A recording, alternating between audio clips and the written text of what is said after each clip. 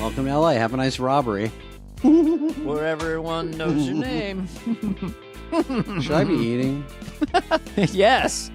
Okay, what else we got for him? Okay, welcome to episode whatever of Superfly. We have a terrific show planned for you. I almost was a talk show host. They offered me it a few times, so I just feel like I can do a little bit of what I would have.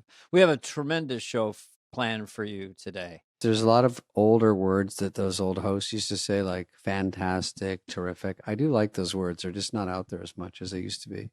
I know. Really terrific act we got on tonight. Really fantastic. Well, singer. Arnold took fantastic and made it his word. Fantastic. Oh, fantastic. Okay, let's do it together. Fantastic. He goes from, well, in the English Oxford Dictionary, we say the pronunciation is fantastic.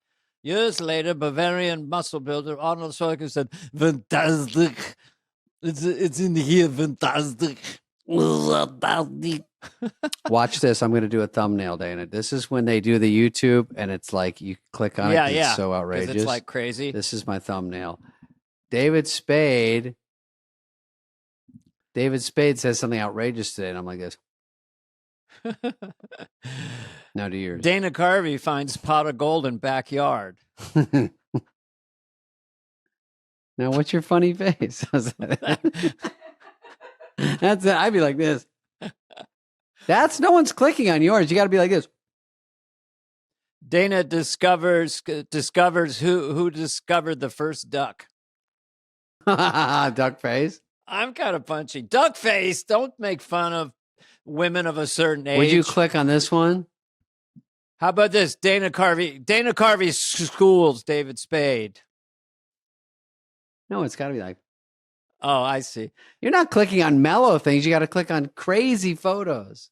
Dana Carvey challenges Mike Tyson to a fight. This is a good one. Okay. So this weekend I did the Venetian with Nikki Glazer. We had a blast. Oh yeah. She's hot. She's like water. She's everywhere. Yeah, she's doing a lot, and she was a lot of fun. We laughed our asses off. She's always a good laugher. A good comedian to hang out with is one that's a good laugher. They don't be tight on their own jokes and laugh at their own stuff. They laugh at other things. She does that. We went to the pool the next day. Now, it wasn't too boiling yet, but they call up. They're always like, we got a great deal for you if you want to go to the pool. $11,000. You get free fruit plate. You know, it's always like some scam. So, it's not $11,000, but there's probably cabanas at the pool for 10, 20,000, right? Easily. And if you're at Encore Beach Club, yeah, I'm not at the Holiday Inn in 1966, like pulling up with the plastic on it and laying on. I'm not at Howard Johnson's in 1968. Yeah. My effects don't even relate to the story.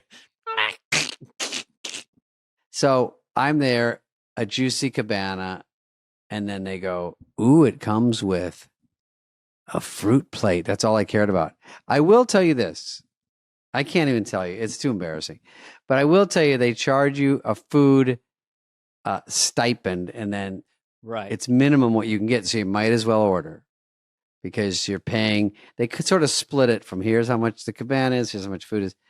And you're never going to spend that much. And the guy goes, don't be surprised. It adds up quickly. I go, I know it does when it's $84 for some corn nuts. So I say, there's a beverage charge. Yeah, there's everything. So I go, there's always the added on charges. Yeah. Here's what I get mad about. All I want is this crummy ass fruit plate. And it's not even that big. It's like, it's this isn't enough, but it's this big because it fits in this picture. Let's say, and there's an assortment. Guess what it is? Here's the percentiles. That crummy ass fucking honeydew green melon is 40%.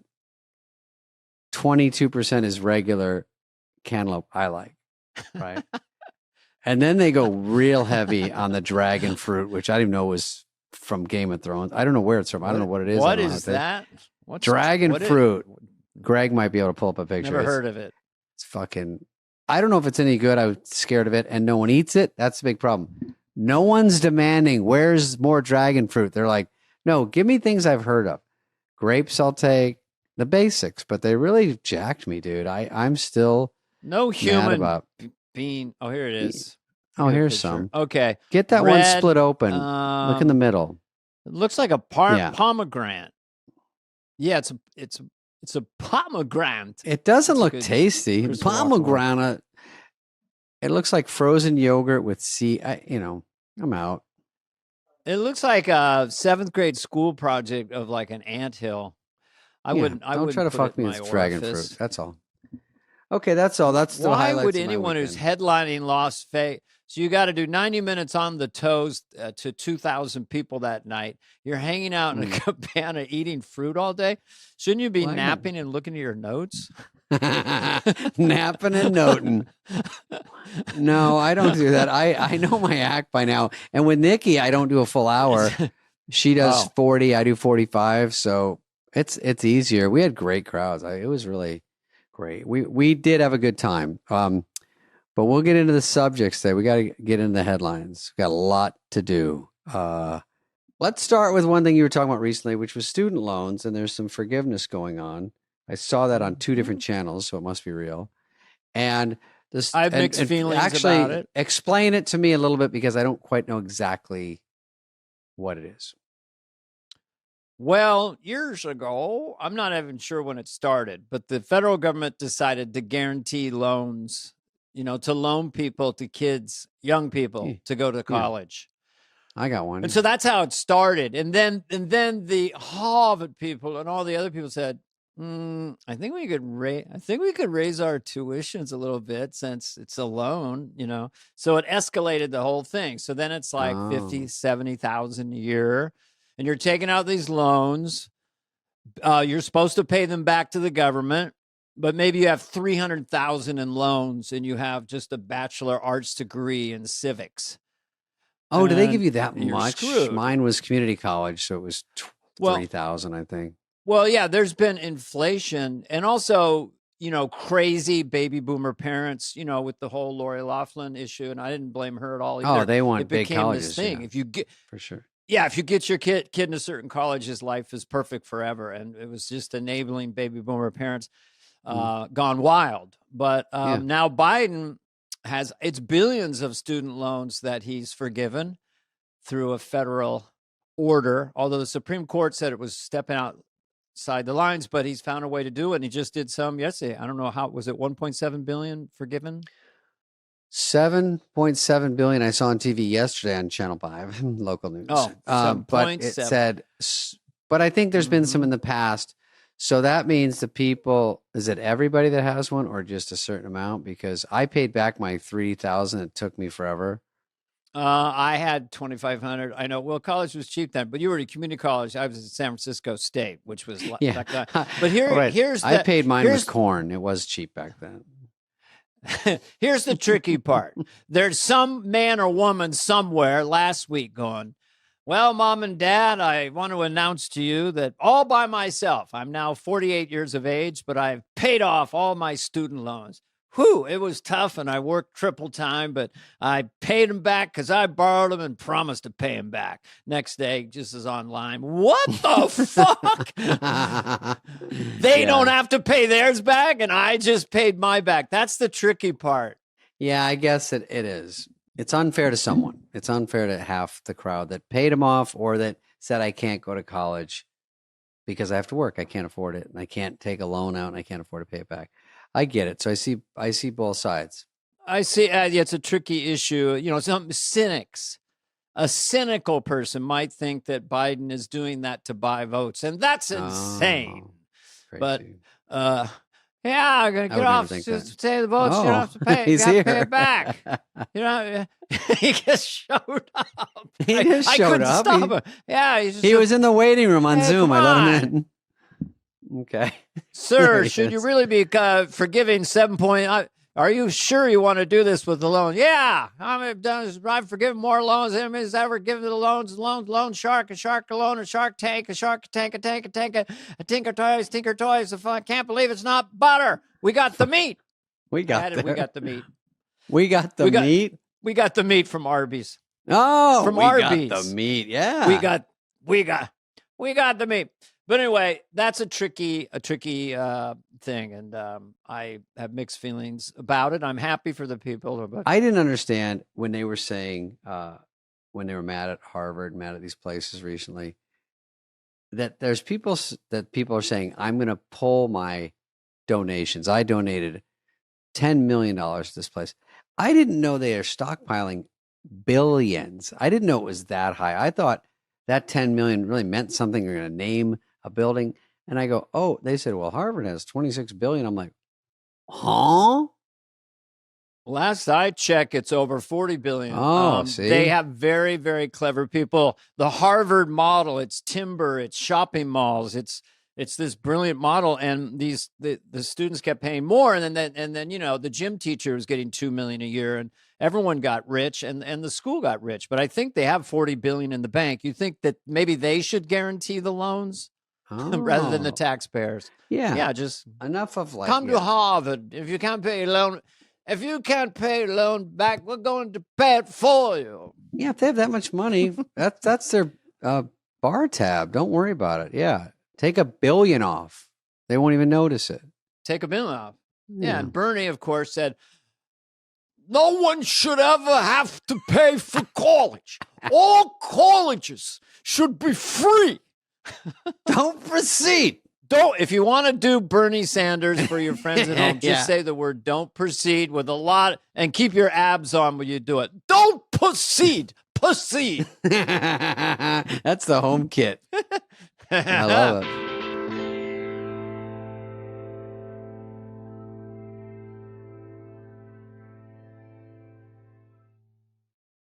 Hey, David, can I ask you a question? Go right ahead. Why do you want to learn a new language? Where would you use it, and how would it come in handy? Well, I think I have to eventually go to France or go to one of these places and be a world traveler, get a crowbar in my wallet and spend some money. But, you know, I'm a little nervous about going without knowing a language. And that's where Rosetta Stone would come in that scenario, because that's probably the best way to get in there, learn something, get the basics, and more than the basics if you want. But this is the place for sure. Rosetta Stone is the most trusted language learning program available on desktop, or it's an app. Yeah. And it immerses you. Do you know that word, David? Immerses I've you heard of it. in the language you want to learn. So it's not just like, hey, here's the language, repeat after me. It's like it makes you think in the language. It makes you talk in it. It gives you the actual local dialect, so you don't, you know, sound like a stiff guy. Speech recognition, built-in true accent feature. Pronunciate the words truly. It's like having a personal trainer for your accent. By the way, 25 languages. So, you know, you got your Spanishes, you got your Frenches, you got your Italians. And I mean, all over the globe, doesn't stop there. No, you can. You will never go to a country where Rosetta Stone. You're not going to trip them up. No. Nope. That's lifetime access to 25 language courses Rosetta Stone offers for 50% Whoa, off. That's a steal. I'm going to say crazy. Yeah. Don't put off learning that language. There's no better time than right now to get started. For a very limited time, Superfly listeners can get Rosetta Stone's lifetime membership for that 50% off. Visit rosettastone.com/superfly. That's 50% off unlimited access to 25 language courses for the rest of your life. Yeah, I'm just going to say it. Redeem your 50% off at rosettastone.com/superfly today. Well, did you hear Terrence Howard on Joe Rogan? I thought he was very interesting. Did you see any of Terrence Howard? Oh, I didn't see him. He's the actor, he's so right? smart. Yeah. People say he doesn't know what he's talking about. That's a cynic. Some people say he really does, because he talks a lot of science. He knows every element in the element chart. He definitely knows more. He definitely is very articulate about knowing a lot. It all goes back to beryllium, which I'm always telling everyone at dinners. And he talks about how Saturn moves and how we could make a new Saturn. It sounds so nutty, but it's definitely interesting. I wish you would have heard it. He was just going on and on. I'm like, this guy. Hey, man, we're here. No one knows what we're doing here. No one knows how we got here. So, yeah, we could make another Saturn. Give us time. Yeah. Give us time. I've thought about that. I thought I'm going to wait till maybe I'm not on tour, but I would maybe try to throw together a little Saturn and maybe just for around here in LA, just for people to look at, like something to do, but not like to scale, not like exactly as big. Because I've heard it's like miles wide. So I would make like one, like a home kit. Do you know if we had no moon, we wouldn't be here? Don't scare me. Oh, we're going to have Dr. Greer on next week. He's going to ask you. I'm going to ask about the tides and the moon and the beryllium. UFO? Tides, the moon, beryllium, the core of the Earth. I can't wait. We have a couple interesting guests for the old Superfly. Don't try to downplay Superfly, everyone. There's fucking... It's a real think tank over here. I will never apologize for this podcast. Never. Do not. It's a killer. Go to the YouTube comments. People like it. Okay. I got another one. Ready? Here's a boring story, just so you can tune out. Maybe play a commercial over this or like a side screen. My buddy went in the hospital with a stomach ache, and they said, "Oh, I thought it was appendicitis." He was in a lot of pain. 7 days though, and they said he has to get his gallbladder out. Now, aside from being totally fucking boring, the gallbladder, what does it do again? It feels like you probably need everything in your body, but they just take things. No one knows? You can give up a gallbladder. Yeah. I will say gallbladder gets no press. It gets no attention. No one cares about it. It's not talked about. They can do it. It used to be a big whoop-de-doo. Now it's arthroscopic. The incision's like a 1/4 of an inch. Takes 10 minutes. No more. And sew it up. Boom, slurp it out? Yeah. How big is it? As big as Texas? Absolutely. As big as Delaware? Is it little? Is it big?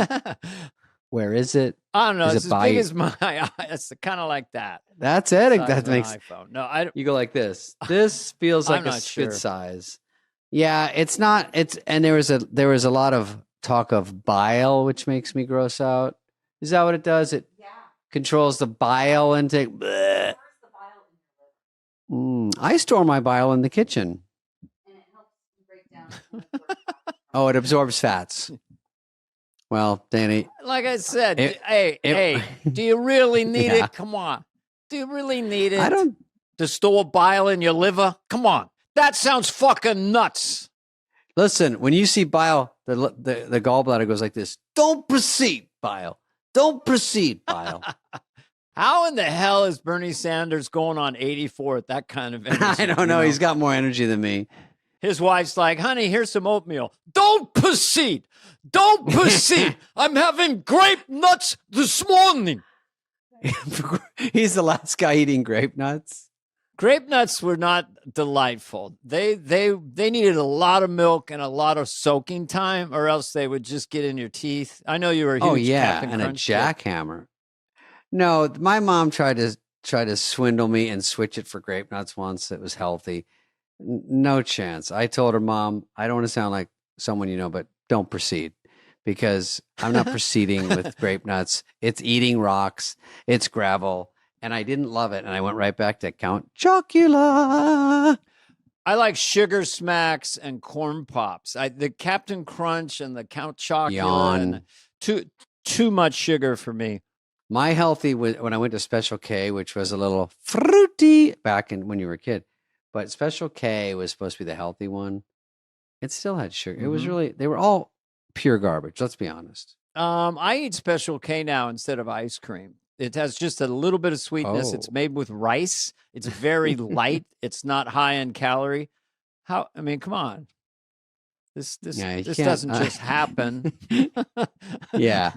You can't, these supermodel looks.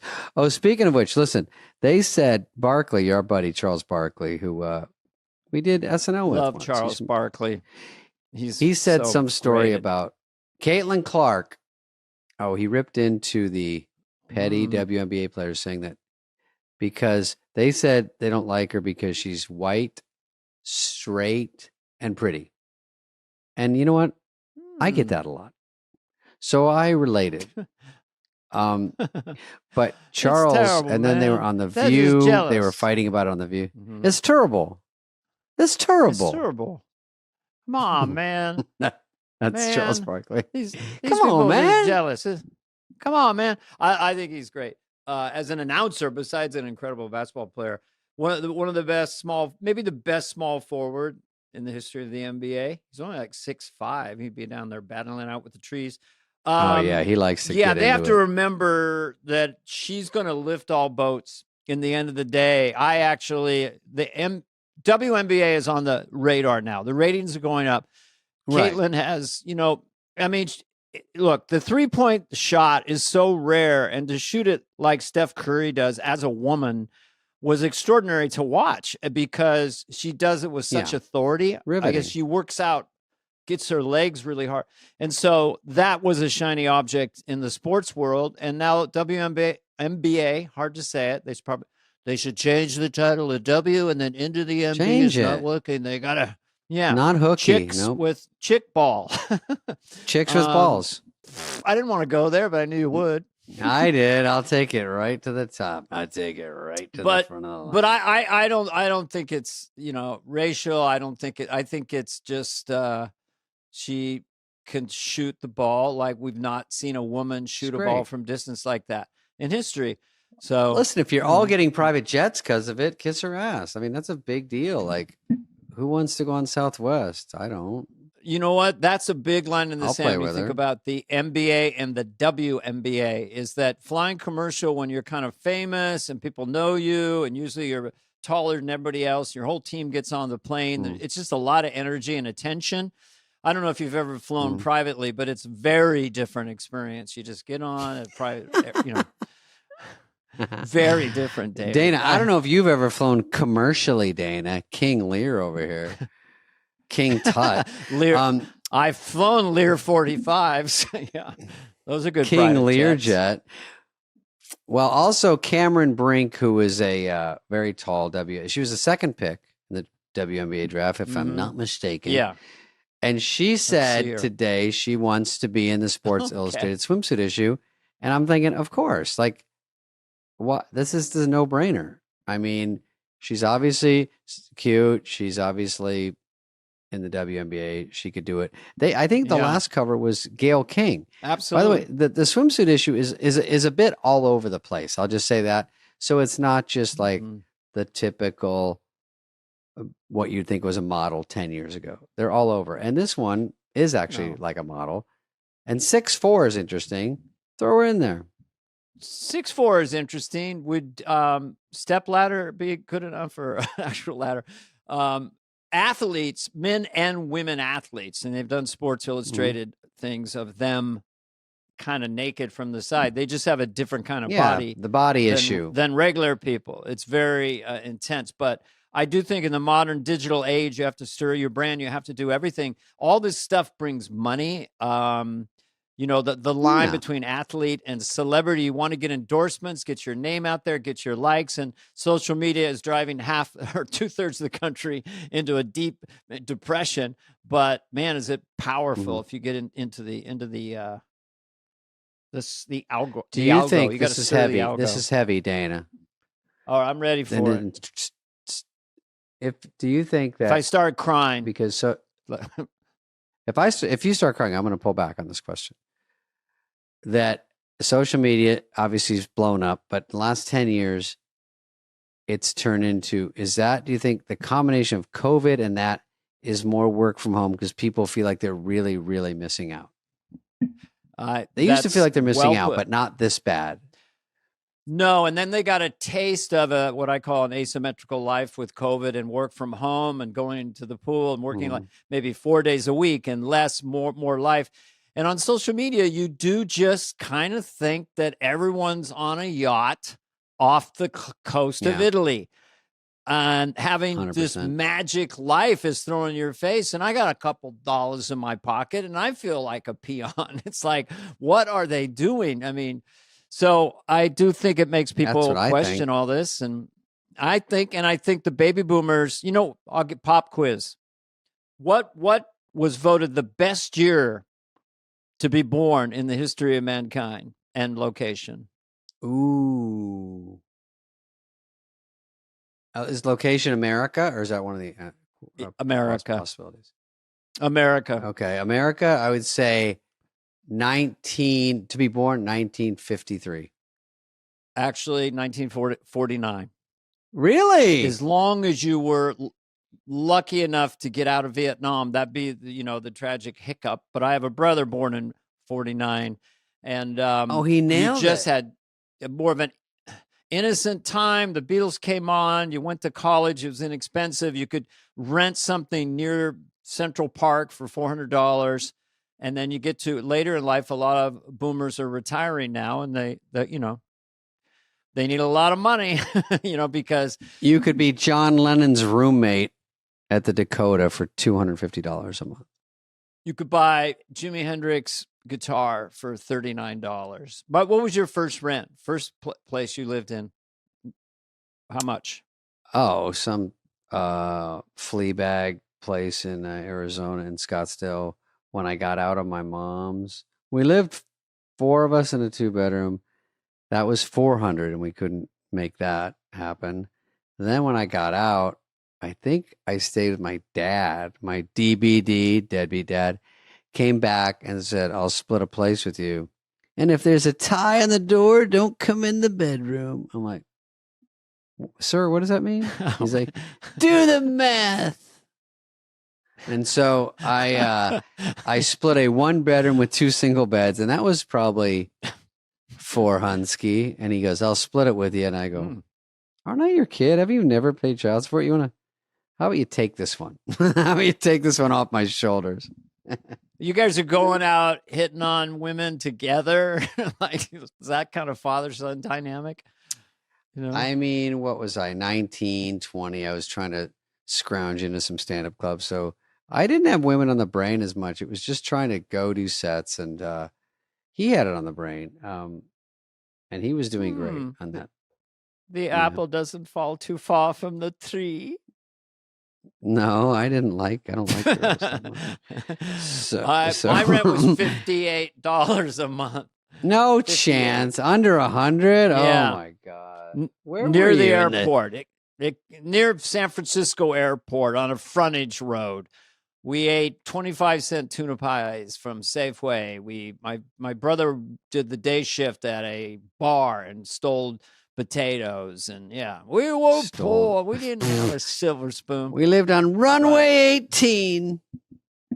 But go to the younger generation now, 18 to 34. They can't buy a house. No one's having kids. I mean, America's not at replacement rate at this current moment. 1.7 per woman is not replacement rate. The world's population is shrinking and will be 3 billion less by the end of the century. Good night.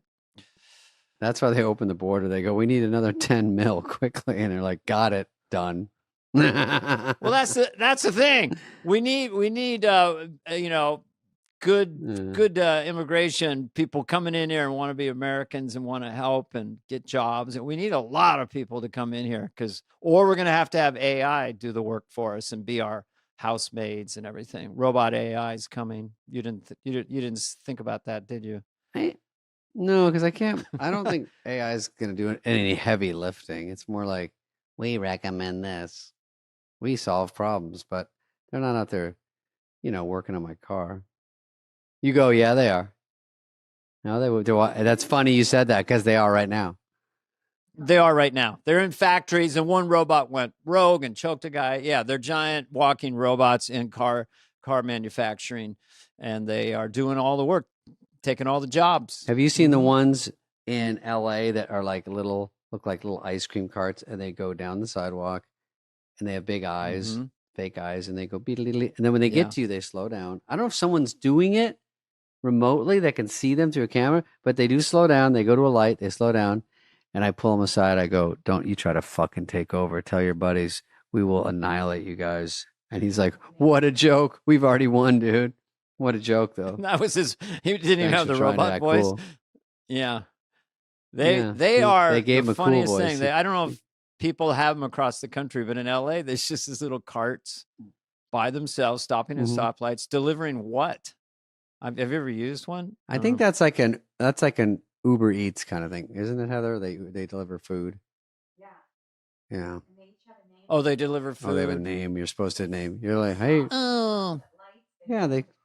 Yeah, hey, Roger. Boo. I say, you're my enemy when they go by. I go, you're my enemy. They go, we're the beginning of the end. I was trying to get you. You've ordered a hoagie. I'm outside your place. Come get your sandwich. Please open it up. I've seen they're also all getting robbed, of course, in LA because there's so much crime. So they go, this is my first day on the robot job. Please open it and take a. Oh, why would you kick me? Yeah, a homeless guy with a sledgehammer. Hello, my name is. I am Bobby. I bring sandwiches. Not anymore. Beat the shit out of them. People are sledgehammer, steal food. Yeah. Just flatten Welcome to LA. Mm-hmm. Welcome to LA. Have a nice robbery. Where everyone knows your name. Should I be eating? Yes. Okay, what else I got for you?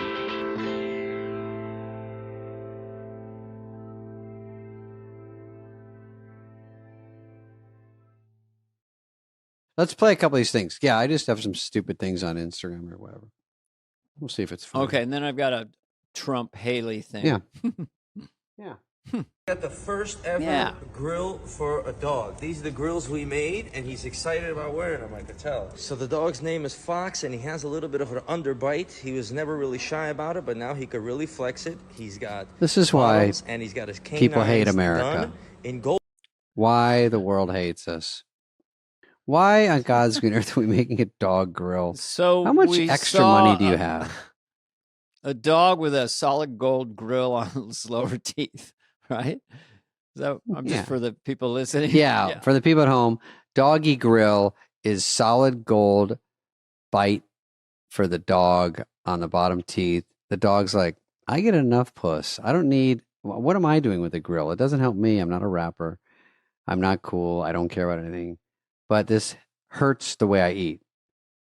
So it's not, it's sort of. It is easy to humanize a dog and to take to really, really apply a human being to a dog. So he actually must have thought, yeah, come on, fella. Sparky want a grill? Yeah. And the dog going, I mean, people go crazy about it. And he goes, so you do want a grill. You do want a grill. You just wagged your tail. Yeah, dogs are great. I don't think I'll put a grill on them. Now, before you play this next one, just freeze frame it, and then I'll say what it is. I had a hamster that got braces. Science. Go ahead. All right. I had a gerbil that got hair plugs. I had a muskrat that had contacts. Glasses didn't work. Muskrat. Had contacts. Different color to look cool. I had a snake that had headgear because it had crooked teeth. Okay. Let me see. Let me see if this is. I don't even remember this one. It says, "Wait for the girl." Wait for the girl. Oh, okay. This is breaking eggs on kids as a joke, and I hate it. It's child abuse. Hey, what the fuck? That wasn't very nice. Yeah, it wasn't very nice. That wasn't very nice. And the parents laugh. I can't stand this. It's a trend.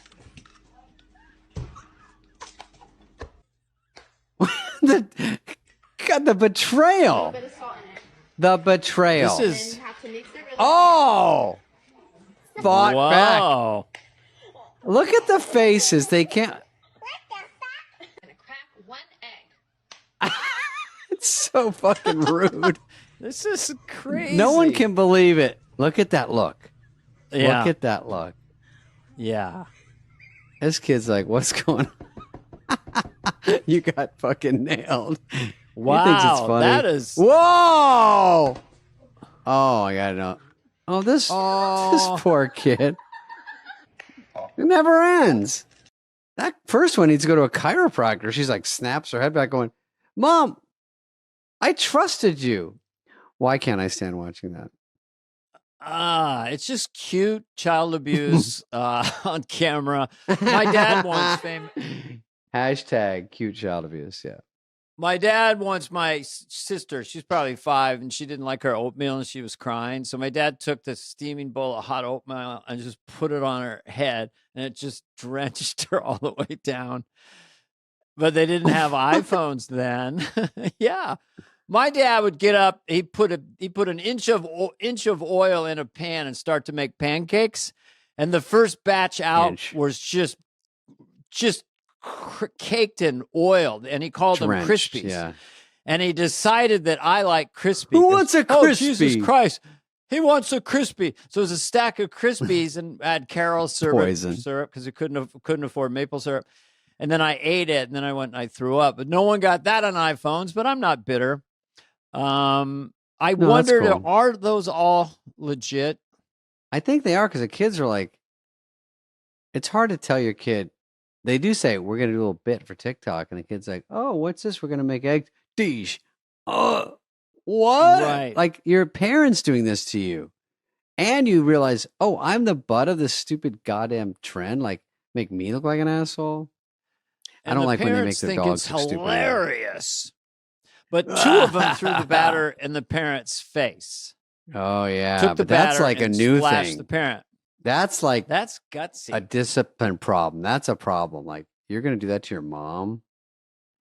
Not in my house. After she cracked an egg on your head, then you retaliate with egg batter. Yep. You know what? People have too much free time on their hands. Get the My camera. dad would Get the stop camera. by and then go, I do something wrong. And he goes, extra humiliation. Not only spank me, but go get the belt. Don't make me part of it. I have to go get it. So I go pick the easiest belt. He's like, not that one. You know which one. I'm like, God dang it. I gotta go get the thing he's gonna whip me with. Spank God, my your ass dad he and goes, my dad "Oh." should have hung out because we always had to go get the Well, belt. it's the old days. The old days. The old days, we weren't. goes- you know, He goes, it Dana, wasn't not that soft. one. The belt with the spikes on it. And you're like, oh. Well, he would snap it, which would scare you, and then you had to grab your ankles. While everyone else, he'd ask all your siblings how many, and then They get took a whooping. vote? Yeah, how many? How many?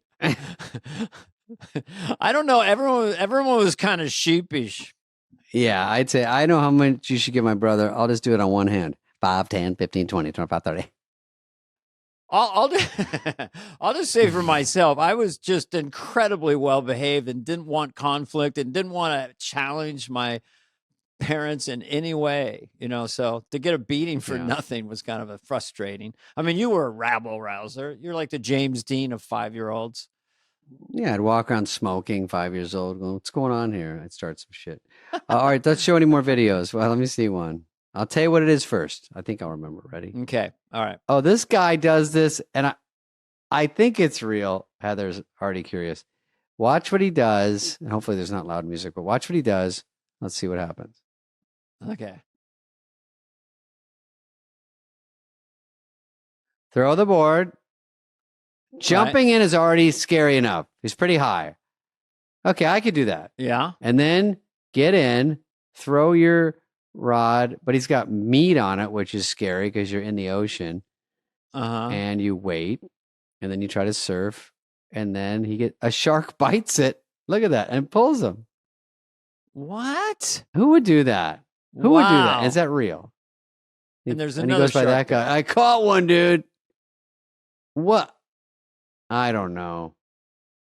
Someone wrote, is that an Australian citizenship test? Let me unpack. Okay, real quickly again. A guy on a pier throws meat overboard, throws his board overboard, gets on his board, casts out the meat. A shark gets it in its jaws and starts swimming really fast. And he skis behind the shark. We're going to have to hear from our fans on this one. That's a long... Yeah, tell us if it's fake or not. We're too old. Looked kind of real. It looked kind of real. Didn't it? I mean, look real rough around the edges. It wasn't like a perfect video, so it looked more real. It's just that it was going in a straight line fast. It wasn't just moving its head around, which makes me suspicious. That's a clue. I think a shark would bite it off, and a shark would rear its head up if it got pull this and giant tug. meal. Pull and tug. I didn't like it. I thought it was fake when the shark goes like this, bites on it, and then it goes to the guy. Are you ready? Here we go. I thought it was fake, and I have these good headphones, but the shark turned and said, "Shark, go in the water. Cage, go in the water. Farewell, any dune, my wee." Sorry, my voice went. That's from Jaws. I was doing Robert viewers Shaw under from 80. Jaws. From Jaws. Great movie. You get the head, the tail, the whole damn thing. Chinaman pulled me over San Francisco bar. Sorry, I've memorized the movie. Love Jaws. Yep. I thought it was fake when the shark goes, "Was that good? Should we do one more?" Yeah, it was it's a little too easy. Surfboard, meat. Shark's like, "Oh, I love meat." Fucking don't make me look stupid. Shark did look stupid. And then he took the bait. And the sharks were right there by the dock. No, I call bullshit on that. Yeah, fucking bullshit. Tell us in the comments. East Coast thing. Okay, is there any more? Because I have to let Dana go. The only thing of the day was that. Oh yeah, you have any Trump or anything? Well, sorry, go ahead. Here's the. Sorry, Nikki Haley famously shot it out. Went through the primaries with Trump. She was the last one standing, and she was getting a pretty good response. She's a former United Nations person and governor, and Trump, being Trump, has nicknames. So he nicknamed her Bird Brain when she was still staying in the race. Very Trump. So now he calls her Bird Brain. Then she comes out yesterday and she says, I'm going to be voting for Trump because Biden's a catastrophe, right? Oh. So now knowing Trump, he's going to like her. When Trump, then he's going to be like, when I said bird brain and I said bird brain, it's really it's a compliment if you think about it. Think about birds. People don't know about birds, but think about bird brains. What birds can do is amazing. They come from dinosaurs. Not many people know that. They don't know that. They can migrate from Alaska to Madagascar. Nobody knows how they get there. They can go 1,000 birds flying around. They take a hard left turn. Nobody knows how they know. So birds a compliment. I love bird brain. Bird Brain Nikki, I love her, and I hope she gets on my fucking ticket. They make nests. They are smart. I mean, I do see what he's saying now because they fly to Capistrano, they fly back, they're always on time. It was not derogatory to call her Nikki They Bird can Brain. sing. They're good singers. Yeah, they can sing. If they're a parrot, you say something, they can mimic like no one believes. Swans can just be in a lagoon for hours quietly and then fly away. These things are amazing. So Bird Brain was affection, and I really love her. Yeah, I mean, there's a bird I saw in New York that they taught it to fly out. Well, it's not great, but they steal people's money and they bring it back to the guy in his window. I'll show that next week. But that's if it at isn't least sort of a smart bird. Truth be told, birds are brilliant. I mean, they have been around for millions of years. And I used to watch them swoop around up in Marin County and just in concert, thousands of birds moving. And I don't know how they do it, how they communicate. Maybe they're telepathic. Okay, I guess we can wrap it up. Anything else to do before we let everyone go? Everyone's parked somewhere going, this can't be over. Okay, here's another thing. At the Cannes Film Festival, yes, there's a big story about how all the billionaires are there and all the Instagram models, they're getting, this was funny to me, $54,000 to have sex with these guys. They'd put them on the boat for a week. That's an odd number, isn't it? Is that the union thing? What's going on? 54,000, you go on the boat for a week and you have to have sex with these chubby billionaires? I mean, most of them are probably don't have to be in shape. They're not all supermodel guys, but yeah, that's the idea. And that's a big problem right now. Is it a problem? Is it not a problem? But that's a big thing happening. And I read all about it. And I thought 54,000, deal or no deal? I don't like, when women who needed money had to go out on the street and have a pimp control them and get beat up and stuff. So this super high end sort of type of voluntarily doing it. They like it, make money. Person to person exchange. I don't really have a problem with it. I did have a thought about, and it's a positive thought about Ben Affleck and Jennifer Lopez, because we talked about it recently. Please. So the worst thing a couple can do is go on an Instagram, take a picture and say, we're so happy. We're just perfect for each other. The marriage is great. The kids are great. Everything's great. Whenever you see that, divorce comes. Boom. So the fact that J-Lo and Ben Affleck are more open about their issues or whatever they're doing, means they're going to be just fine. So that's my theory. If they were just hugging and kissing every second, this relationship's fantastic. Then they break up. Do you have a comment? You look mystified. Well, yeah, sometimes they do the old, I'm wearing my ring, and they go like this so you can see it, or they put it up, or they put the visor like, look, I'm not wearing it. Then that's a story. Then the next day, I am wearing it. If you're that deep in the paparazzi, what you're doing, these little tricks, and everyone bites on them. It's very odd. I think Ben is more of a regular dude, likes to go to Commerce Casino in Inland and gamble sometimes, and she's more of like a movie star, superstar. So that could work, or it could not work. There's reasons either way. So I don't know. Yeah, and things get lost. Let's remember Ben Affleck as an actor, done some brilliant performances, and then as a director, and then him and Matt Damon produced movies Argo. and produced that thing about the Lakers. Argo was a brilliant movie. The Town. So, the tabloids, just you can get lost in them, but these are very talented people, Jennifer Lopez and Ben Affleck, and I don't know. In summary, you're pulling for we both get of them, along. yeah. We're not fighting, We're fucking tabloid fodder, me and you. Everyone's I know. got a I take never on us. I never liked it. I actually, when they'd take pictures of you on the sidewalk, this is in New York during my heyday, and then they would change film. It wasn't digital. They would change film, and I would go, okay, go ahead. One time I would just say, go ahead. They went through like 5 rolls, and the guy goes, I'm out, like kind of out of bullets. So then I started walking. I walked toward, I go, come on, more. Don't you have an extra roll? I don't know why I did push that. the guy, yeah. Well, because it's like, don't take a used picture of me. I'm like, go ahead, have all you want, It's like a gun. They go, pop, pop, pop, pop, pop. Then they got to reload. That's when you run. And plus, they already get like, with guys, it's not that interesting. I mean, I've had guys take my picture, but they would rather see me with a date. They point blank said, if you're with a date, we can sell it, make it look like whatever. They want something juicy. Yeah, David Spade out here. David Spade does this. Like I said, the only way is just to be incredibly boring, which I am.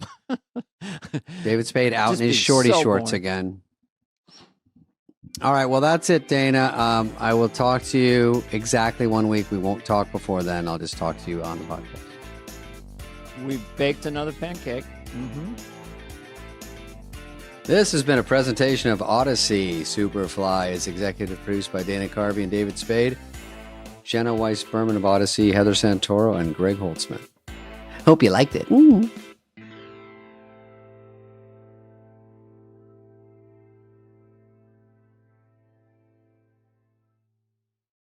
Guys, hear ye. So this is our long title holiday special with good stuff from our 100 plus episodes.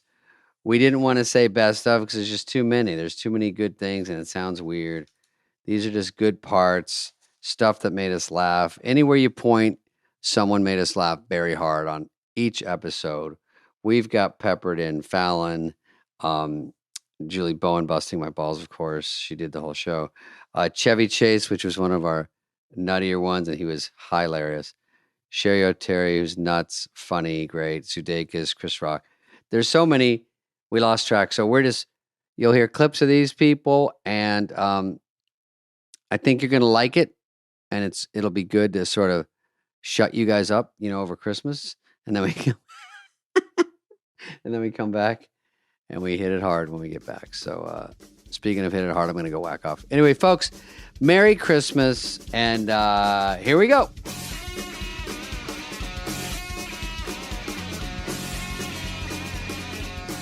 So how do you two know each other? I get a sense you have your friends, right? You know each other. I know her. I'm just from, guessing. Yeah.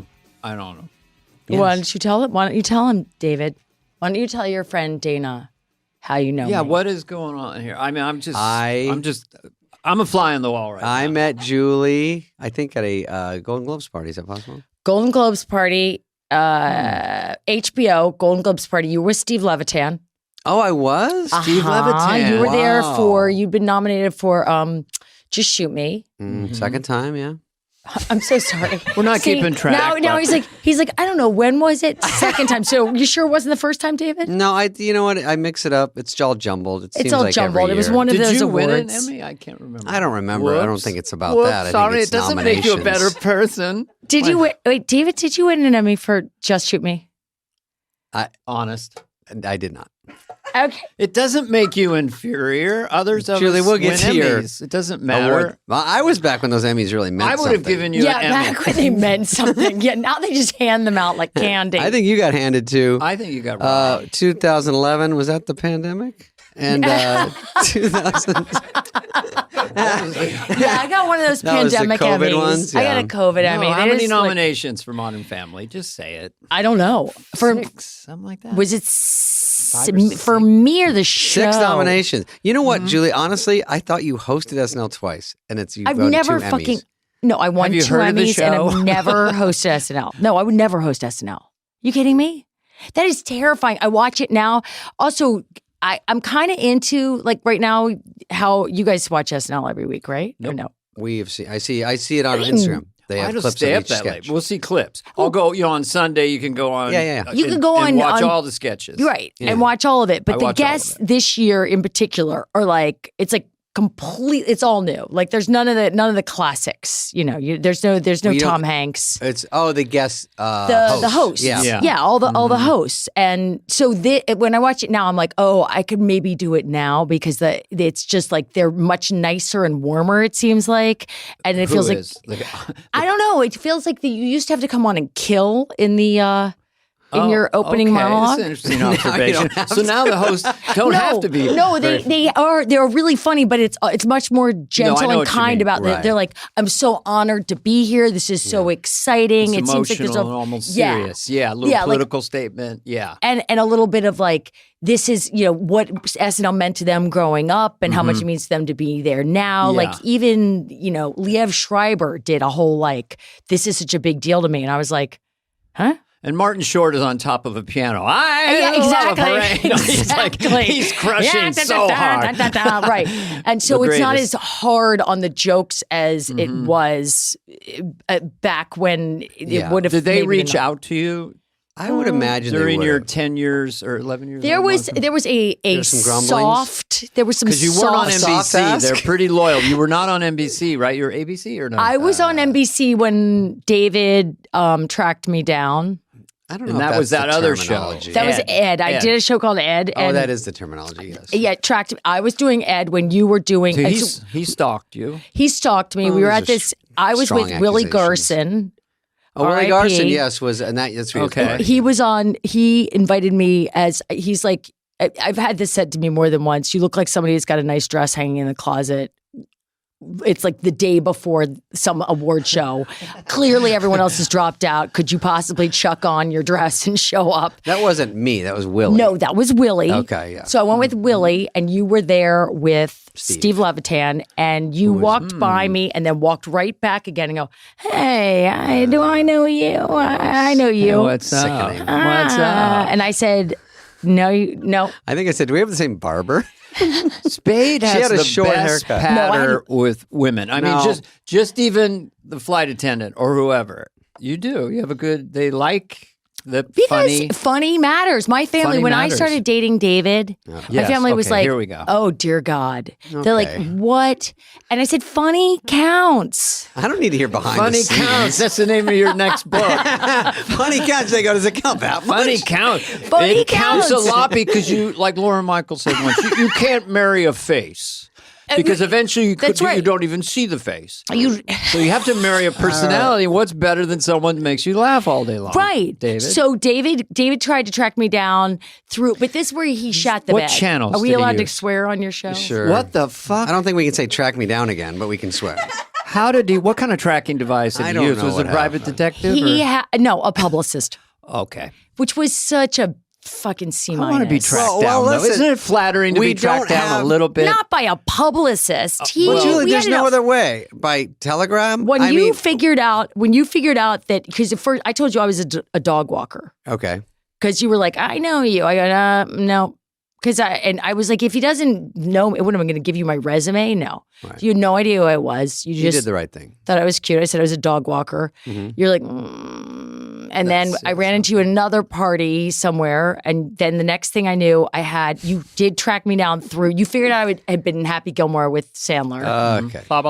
But Anytime he's mentioned, I try to do that. and, She did the best. but you one. didn't bother to go through Adam. You didn't go through anybody personal. I didn't think I want Adam knowing my personal business. So what? This is okay. a Conan Johnson PR firm, and we're looking for Right, Miss no, Julie it was Bowen. literally this woman. I don't remember her name, but she tracked me down. I had a couple calls from her. David would like to talk to you. David would like to, and I was like, "Fuck that." They would like to see him in his office. You literally were fuck that. Well, I got It's like, fuck that. a publicist. You were on Ed, right? I was on Ed. It was not a lascivious fuck that. It was No, it was not like I'm gonna fuck that. No, it was a No, it was not that for sure. It was not that. It was not that. And then but that you did that perfectly. I was living in New York in this building. I remember I was in the gym really early watching TVs with no volume. And I see that you had been tased by Skippy. Well, okay, that's a story sort we of have not jumping around explored. here. You haven't explored this? On this podcast. It's been mentioned though. Oh, we haven't David talked was about it. tased by Skippy. I know the whole story. Tased and beaten. Well, Tase was the beginning to disarm me. Disarm the tasing musculature. It was was a what night of got terror. my attention. Did I mention that the volume was not on the TVs? I was doing my best. So what did you So then I was decipher like, from where- the silence? Anyone who gets tased, I'm going to go to Arby's with. Yeah, I definitely. I was like, now where was that scrap of paper I wrote down from the publicist giving me his number? That so I asshole. called him and I was like, hey. That's when you called me about That's when I that? called you. I go, hey, it's You Julie, had your I heard- opener. Are you all right? I just saw you got tased by Skippy. And you said, now will you go out with me? No, I said no. I realized my dick's still working because I got all excited. I'm sorry. Can we take that out? was You it? actually Was it didn't dick say working? that. Well, wait a minute. Was it? You said No, dick I working. just You said- said, I now said will you go out who? with me? Now will you go out with me? Sounds more like David. Now will you go No, out with I me? I just had to get said tased to get a no. date. After I was laid up for a while and very pain, I started to come to my senses. I don't even remember these calls because it was so much pain. so much calls, so much pain. I didn't even know about Vicodin until right after this. So anyway, You knew about I Vicodin hate by the time Vicodin. we You went know on I a did? date. Yeah, you were little V chippies. Yeah, okay, yeah, I maybe. remember a lot of that. Oh yeah, I had a puka shell made of Vicodin. No, you didn't. He just That's the thing he is ate your necklace that today. everybody needs to know about David is that he's the most like sensitive, delicate flower who has low blood sugar, has Okay. to carry around a little rat bag full of like turkey and Oh, chicken. there's protein bars all over this mansion. and there Every and corner. like even It's though like having a puppy. he wants to go like party, but it's at like 6 p.m. 6:30. in bed at 8:45. God But we're damn. kindred And- spirits. We like to eat at 3:30. We ask the restaurants to open.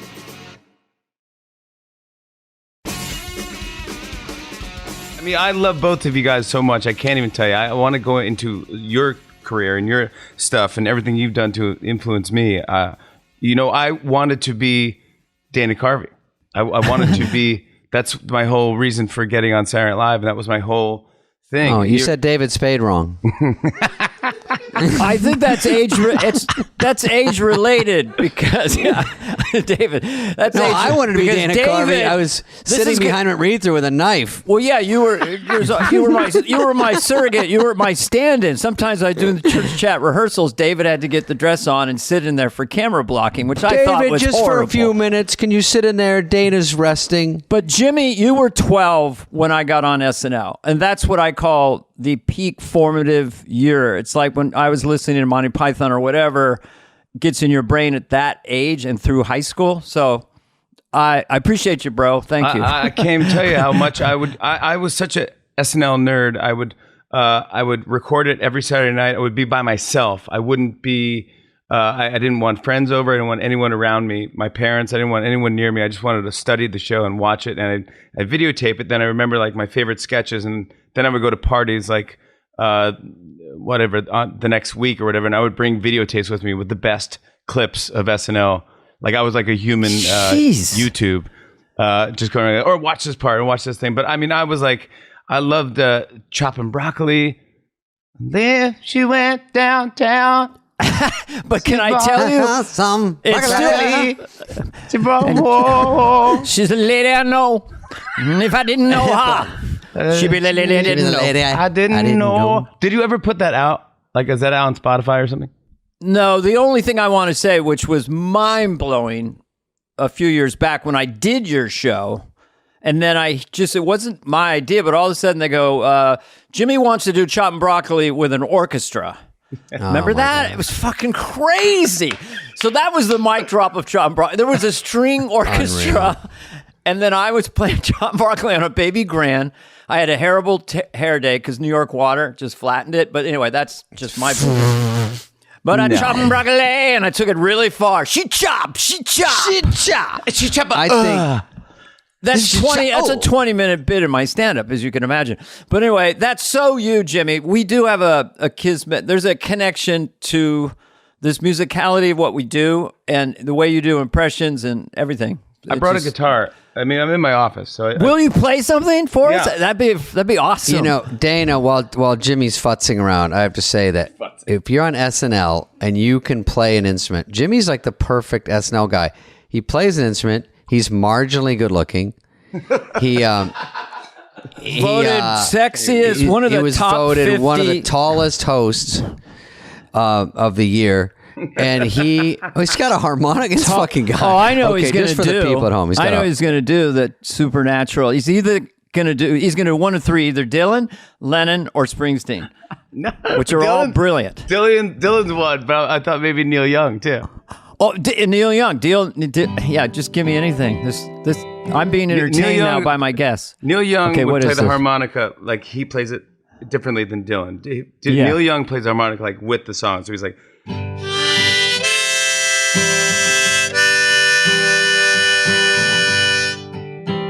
Oh, there we go. There, something changed. Yeah, it's good now. Yeah. Can you hear it now? Now we hear it. Perfect. Okay. All right. So like Neil Young plays the harmonica like with the tune with of the song. with the notes. Yeah. So it's like.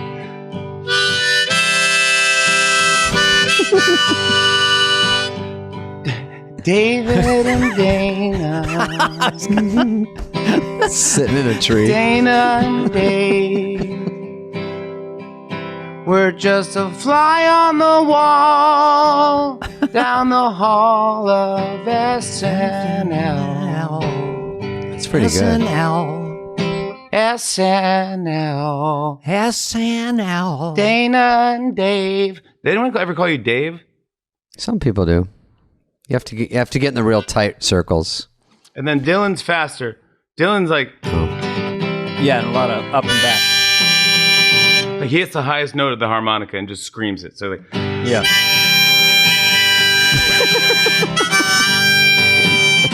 This is yeah, that's it. Yeah. This is the podcast about Dana and Dave, a son of my world, and a similar thing.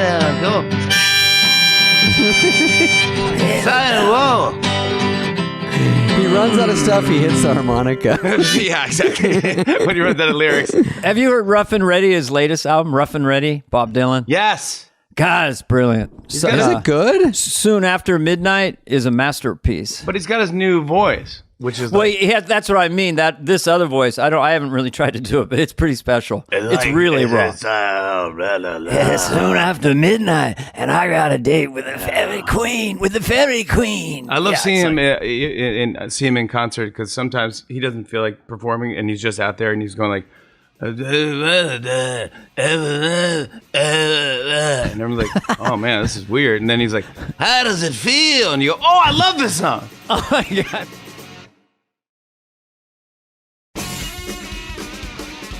Do you mind if I lick this? Chevy Times. Did you ever meet Farley in the old days? Chris Farley? Yes, sir. I did. And Lauren had asked me to talk to him about the drug issue. Chevy, if you could talk to Chris, might help. Might not, but might. I like your Lauren. It's kind of quiet. Will you do a little Lauren first? Yes. It's that thing of like if you could talk to Chris, about drugs, it might be like a really good thing. I love his So I rhythms. did talk to him. And how'd it go? Well, he didn't have enough drugs for both of us. So, no. See, that's a classic. These have been landing all day for me. I mean, They're hitting for me. they're hitting. Once you get into his comic frequency, it's like, it's just fun. Greg is laughing very hard. You wished you'd stayed longer at SNL. I kind of wish I did a couple more seasons. Do you Christ, I feel like I'm here longer than SNL. You never set up again. We can adjourn anytime. Actually, I do. Thank you. Yes. Actually, We're now did. man and wife. Yeah, I do. That's funny too. You did like 40 shows, huh? Well, how tall are you? Thank you. 5'8" and a half on a good day. So you... Yeah, no, actually, the answer to your question, I forgot the fucking question. You could have done movies during the summer and stayed on the show. Oh, I would have loved to have stayed. And I really mean that. I mean, I left because of a girl. I had a picture of the girl. And I kept saying, I'm going to marry this guy. Look at you, beautiful. And Lauren kept saying, no, she isn't. and Doug Kenny from the National Lampoon became one of my best friends. Actually, became my best friend, and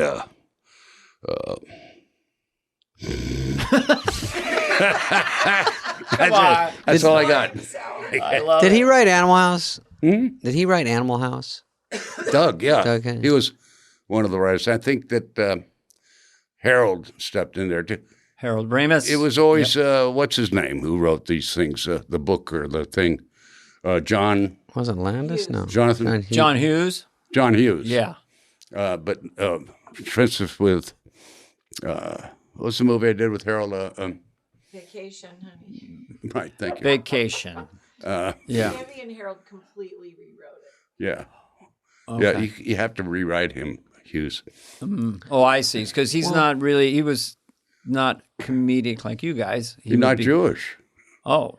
Well, if he gives you a blueprint of a great movie, you can fix it. Chevy, Adapt it. during the podcast, puts his hands up like he's holding a loaf of bread and looks at Show you us. how big everyone's dick A is. loaf of bread. Show it. His, How is... that's quite a loaf. I know. It's quite a loaf. Honey. Ed wants a slice. Oh boy. Oh, boy. Aunt Blabby.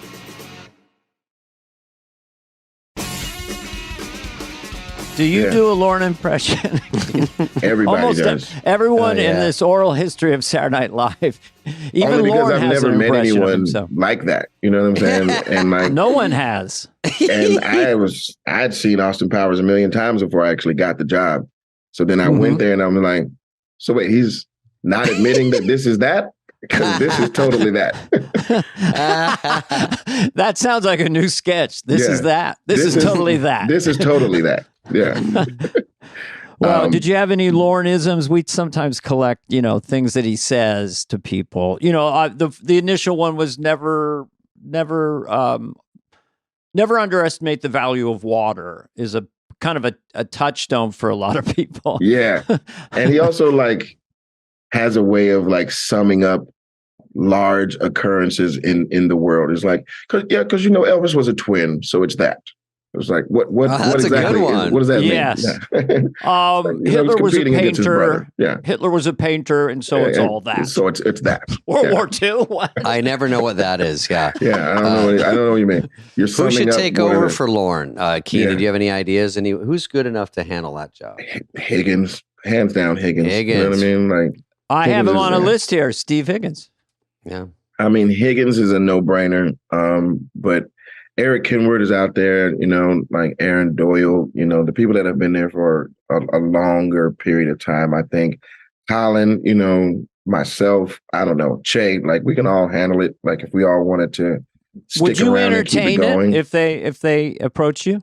Oh, yeah. Why not? It'll keep me in New York. It'll keep me, in a stable environment, which is hard for an actor. I'm just gonna write your name down for a second. I'm just keeping it. Write it down. Put it in the universe. Thanks. That's great. I think you. Use a pen. We don't have pens. I don't have it. I'm disorganized. Seth Meyers and Tina Fey all of them. You know what I mean? Yeah. Like anybody that's especially been a person with a pencil in their back pocket for a week, just fishing for jokes and like knows the structure of the show. So Seth, Tina, any one of them, I think, that have had a good run at it and enjoy it, they can get it. Well, you're interesting because you're 20 years. You know every in and out. You know what's going on. If you just perked your ears up to like budgets and stuff, you could figure it out pretty quickly. But there's also like the other element where Lorne is such a rock star and he has so many like, pick up the phone favor kind of, moments that he can make happen for the show. With the network or the studio, just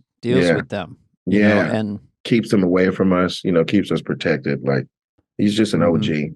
So someone that can continue that kind of thing and like make it a safe space for us, and then also make a phone call and get a legend in there at the last minute if it needs to be that. Yes, there's a lot of off-label things that he's doing that go beyond executive producer, and I think he does always develop a fondness for his cast members. You can feel it, I mean, he's talked very nicely about you, almost in a paternal way with other cast members. He becomes the de facto dad that no one ever had or something, even though I'm 3 years older than him. He's still kind of my dad. No, that's so crazy. Yeah. But that must be a crazy dynamic because he's the one we all kind of turn to, because if he's not happy, like, the shit's not getting on. You know what I'm saying? Like if he's not fucking with it, then that's the end all be all. So I've gone to him for a lot of different, nothing pertaining to the show kind of advice, because he just gives that air basically with like, if you have a question or, if you have a situation, we can help you with it.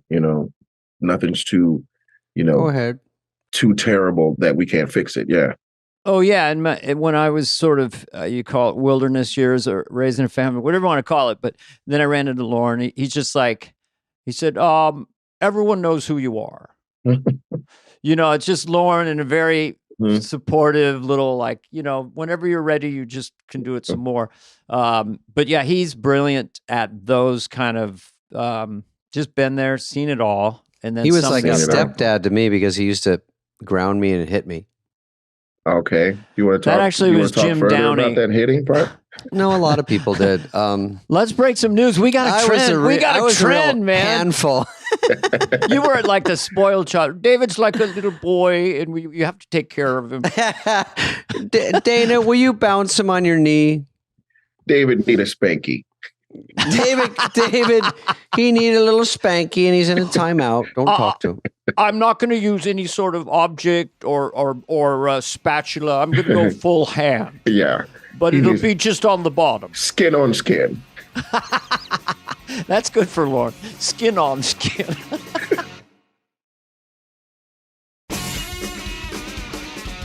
In the soap operas, they would come in and go straight to the bar. There was never a TV on in the soap operas, right? Yeah. And so I would make up a makeshift bar and have Kool-Aid in a vase that you could see through.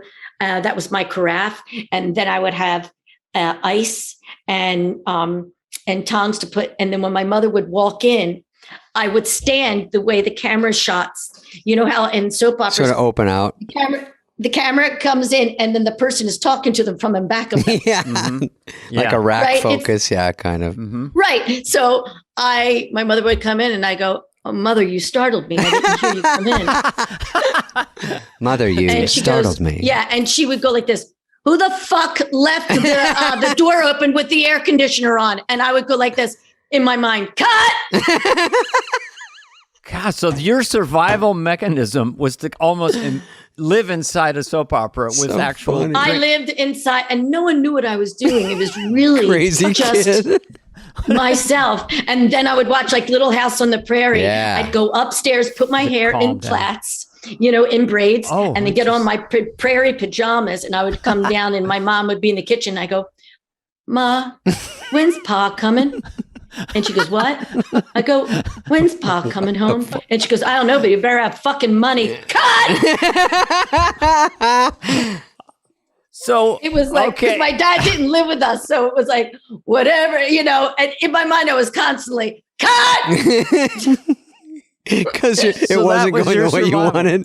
It wasn't going like a TV show. You can't curse on TV. Yeah. And I'm just, and then I remember I would watch like, the 10 Commandments was just on the other night.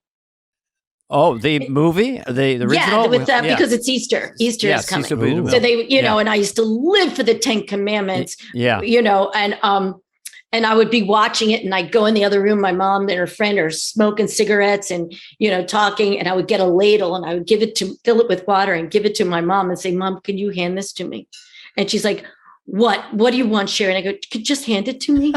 And then my mom's friend would say, "Honey, I'll hand it to you." And I go, no. And my mom would go, I'll hand it to you. Just give it to me. So she would take it, and then she would hand it to me, and I would drink it down really fast. And I go, "You are kind. I will dwell in this land." And she goes, "Dwell in the other room." Have you done a one-woman show about this relationship? It's so good. And then my friend, I would say to my mom's friend, "You are strong. You stood up to the Malachite." And so you were. Do you remember that from? Well, I just know the cadence. I actually read the Bible after I saw it when I was like 8 or something. I started reading the Bible. Wow! After I saw Are you serious? Oh yeah, I was just like, maybe this is true, man. This looks pretty real. I was like, I was like 7. It was like a documentary to me. Oh, I'm going to get to the bottom of this religions thing, and I'm going to open the book. He's like, "Is the Bible a real thing?" Yeah. And then he goes, "Oh, there is one at the library. Let me delve into this a little bit." Dana, that's adorable. And years later, just a flash, which I want to ask you too. I'm with Charlton Heston on SNL, and Lawrence wants to get him to do Church Chat, Church Lady with Moses, and he didn't want to do it. We're kind of pressure. I didn't want to pressure him, but he goes, "Just isn't." Oh my God, that would have been awesome. It's so surreal, those kind of things. But back to this, I just want to couch this for a second. So, your mother's, you probably love her. She's very aggressive. There's a lot of tension in the house. You escape into these shows and use 3-dimensional props to kind of become a part of these calming shows. The 10 Commandments. Yeah. Did you have a crush on Michael Landon? I was going to ask, because wasn't he sort of a teen idol in a way for a while? Yeah. No. Well. Little House on the Prairie. No, I mean, did I? I like the blind girl. I thought he was. David's like, what I could have done with that chick. She couldn't see that I'm not that cute. I would just tell her I was. Not with that lighting. Not with this lighting. Not with that my lighting is so bad. You can't see him, listeners, but David's got gothic kind of lighting on him. My hair looks cool, and no one believes me, and I don't care. I'm going to the wall. We have great with this. hats. I got to get you a cool have a hat on. Well, because I was throwing you guys off because there was so much shade on my face and lighting. It looked crazy. So, Sherry, this is so interesting. I'm just so, when I think about you as a performer, just the word that comes in is committed. Not as a woman? Well, as a woman, that's a whole other, that'll be our second hour. We'll delve into your sexuality and everything, No, you're very attractive. I don't do questions myself. Sumi and we adore you. But were you as committed? I mean, you're so committed. You're watching these shows, little kid. You got props, and you're talking like biblical characters to your mom. What the fuck are you doing? I so love you, mother. How did this inform you as a performer? I mean, obviously, you developed an ear and you were theatrical, but you'd never done anything official till you go into Groundlings. And then, how many years into that were you in the main company and ready for SNL? How long did it take you? I did 2 years of classes and then 2 years in the Sunday company, writing and performing every Sunday. And then I got into the main company. I was in the main company for 1.5 years. And I would say that SNL was my first job. Wow. And you were prepped enough, right? Because you were doing pretty much exactly SNL, pretty much. Yeah. I mean, I just kept the same kind of writing and just, just kept, I learned the difference between theater and television. I remember writing something in the Groundlings that did really well, but it died. And I remember Colin Quinn saying, "Cher, I don't know if this is going to come off the way it did in theater, because when you talk out in theater on a stage, the audience can imagine the fourth wall. If you do it on television, you just look crazy. If you're talking out, you know what I'm saying? And I did not know the difference between that. And I remember it was Kevin Spacey, and I had done this character where she has a party every year, the same party, and only 2 people show up, but she acts like there's a lot of people there. She says all the things that you say when it's a really packed party. You know what I mean? Right. Did you find parking? Excuse me, I just got a request.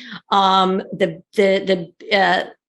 keg is beat. We're a young party. The keg is beat. I'm going to pass a hat around, and all these things. And stupid. I did it with Kevin Spacey, and it just died because of what he said. Because a lot of it was me talking out to people that weren't there, and it's kind of confusing. But and then I remember Lauren always saying, "Sherry, do you know where your camera is?" And I thought it was a trick question. I go, "Yeah, no, you don't." And he goes, "The people at home would like to see. The people at home would like to see you too." And I didn't even know what he meant.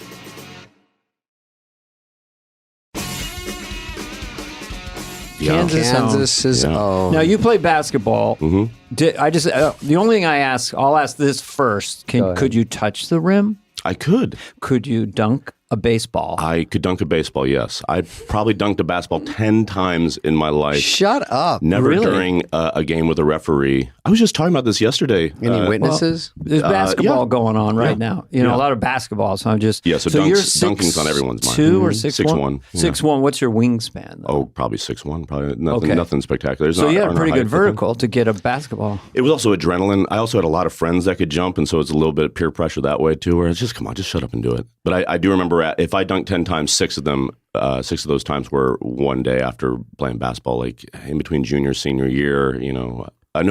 Sophomore, junior year, like during summer. That's unreal, dude. My dad put up a 9-foot hoop, and it fucked all the kids because we were awesome on the 9-foot hoop. And then we go to high school. What the hell is it what doing? Are they doing? Airball after airball. Yeah, exactly. I can get the net. I can dunk on the net. 9 foot is awesome. It's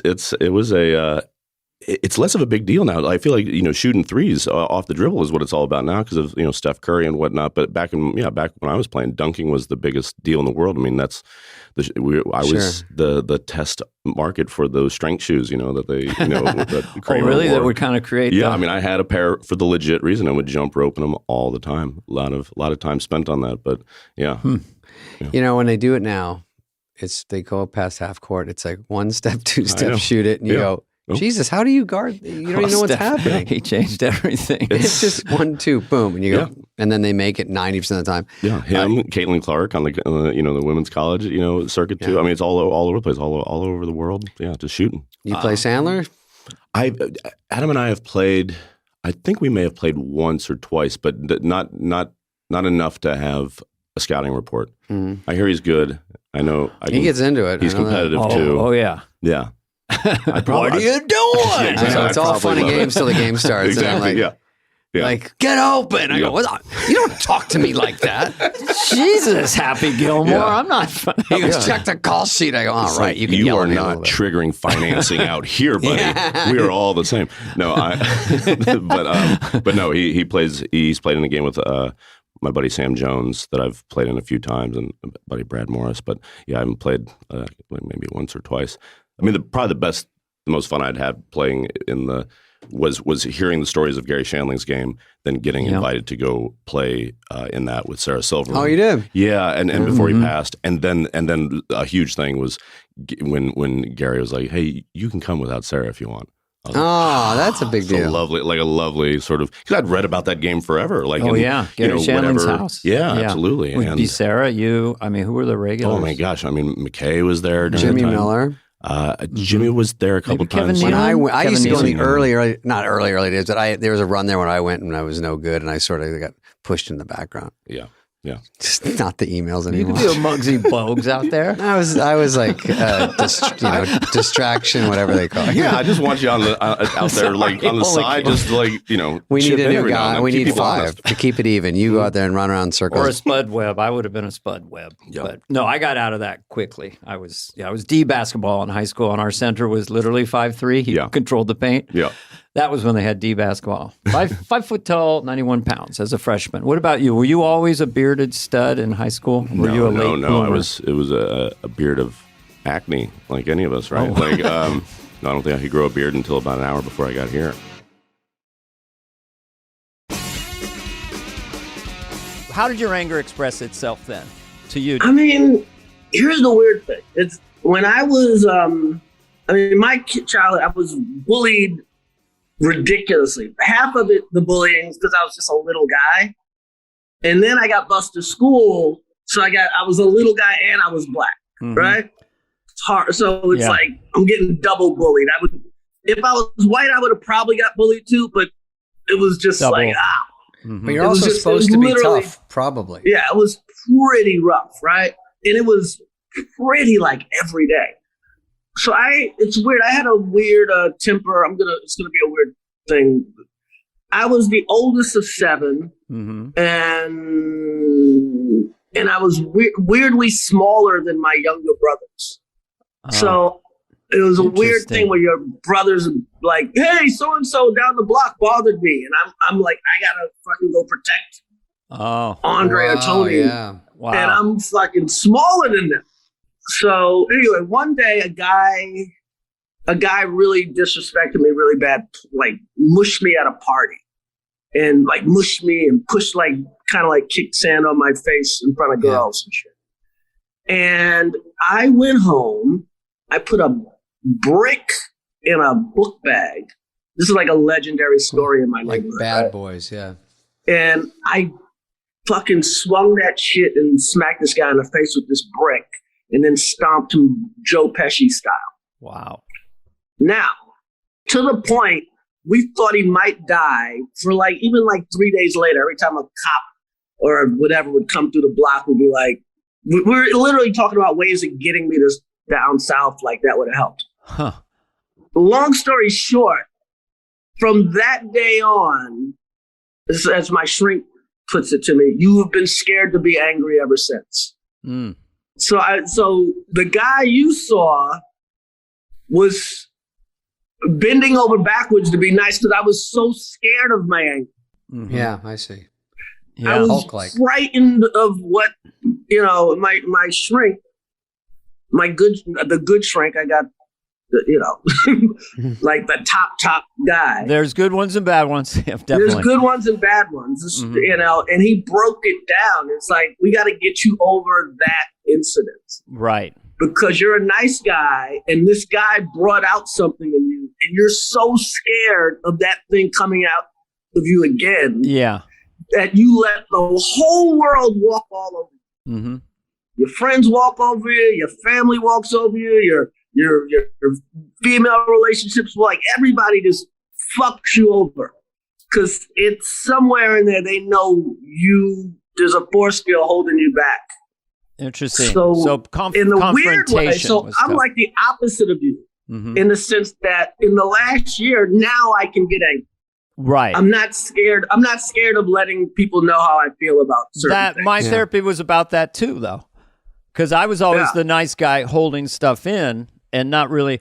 My aggression, my competitiveness overrode the nice guy. Because people who ask me, who meet me now, well, did you just allow other cast members, like, oh no, Lauren, do their sketch, that kind of thing? There was a natural competition in me, but in my personal relationships, I hated confrontation because when confrontation happened at my house, bodies flew. My dad was just really violent. So even all my siblings are like that. We don't like confrontation. Yeah, no, that's and that goes too far. My house too. It wasn't violent per se, but it was loud as fuck. Yeah. So, but those things stick with you, just loud. Yeah, it just sticks with you. So now, I can kind of, I can tell you, hey, I didn't like what you said to me, or I didn't like what you, without losing my head, without hitting anybody. Well, that's a home run for therapy. This has been a podcast presentation of Cadence 13. Please listen, then rate, review, and follow all episodes. Available now for free wherever you get your podcasts. No joke, folks. Fly on the Wall has been a presentation of Cadence 13, executive produced by Dana Carvey and David Spade, Chris Corcoran of Cadence 13, and Charlie Finan of Brillstein Entertainment. The show's lead producer is Greg Holtzman, with production and engineering support from Serena Regan and Chris Basil of Cadence 13.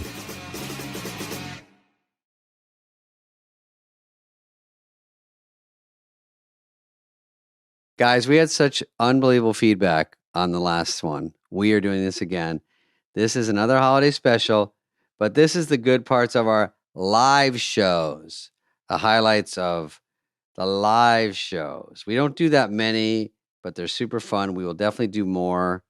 We got to get us out there and just busting our hump. I'm on tour, so I go out anyway, but I'll drag Dana and we'll come to a few more cities this year and do it because it's always a blast. We got parts from James Austin Johnson. He was the first one we did, and that was in Texas. He did his Trump. He did impressions. We cracked up. We have Sandler on this. Will Ferrell, one of my all-time faves. Of course, Zach Galifianakis, who is such a genius. And it's kind of more fun with the crowd. You know, we sort of pander to them, but they're always good. They laugh and they stick it out during the serious stuff. But we mostly just crack up and fuck off and act stupid. And that's what people like. And that's what paid for my Honda Accord. So I'm thankful. All right, here you go, guys. Happy holidays.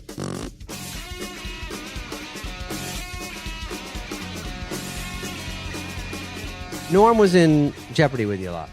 Yeah. Any funny Norm stories or anything about Burt Norm? Reynolds. Yeah, my God. Because that was brilliant. Jeopardy, again, one of the big sketches that one of Huge those SNL, big sketches everyone remembers. Yeah. Always funny. Daryl was funny and Norm was great. Yeah, the best Norm story was, I think it's the one where he comes back, he's wearing a big foam cowboy hat. Yeah. And he's like, that's funny, huh? Look, wearing a cowboy hat. And anyway, there's some beat where I have to be super exasperated with him, and I yell at him, and we get out of the sketch, and Norm comes running after, and he's like, "Hey, well, everything okay?" I go, "Yeah, why?" He's like, "You seem kind of mad at me out there." I'm like, "No, Norm, we've done it. This is like the 4th time we've done the sketch." "No, but that time it just seemed like you really were mad at me for some reason." I said, "No, we're good." That's very Norm right So there. funny. That's his Yeah. sense of humor. Yeah, he seemed kind of mad there for a moment, right? But he was not. I don't think he was doing a bit. He wasn't doing He a bit. might have been serious that you were screaming. He was very sensitive in that way He was very too. shaken. Yeah. And then Because you can commit hard and you probably scared him. another great Norm story has nothing to do with Trebek. Was, and Catan told me about it. They were on a flight together back LA to New York. Chris had taken off his shoes, and he can't find his shoes. They're about to land, can't find his shoes.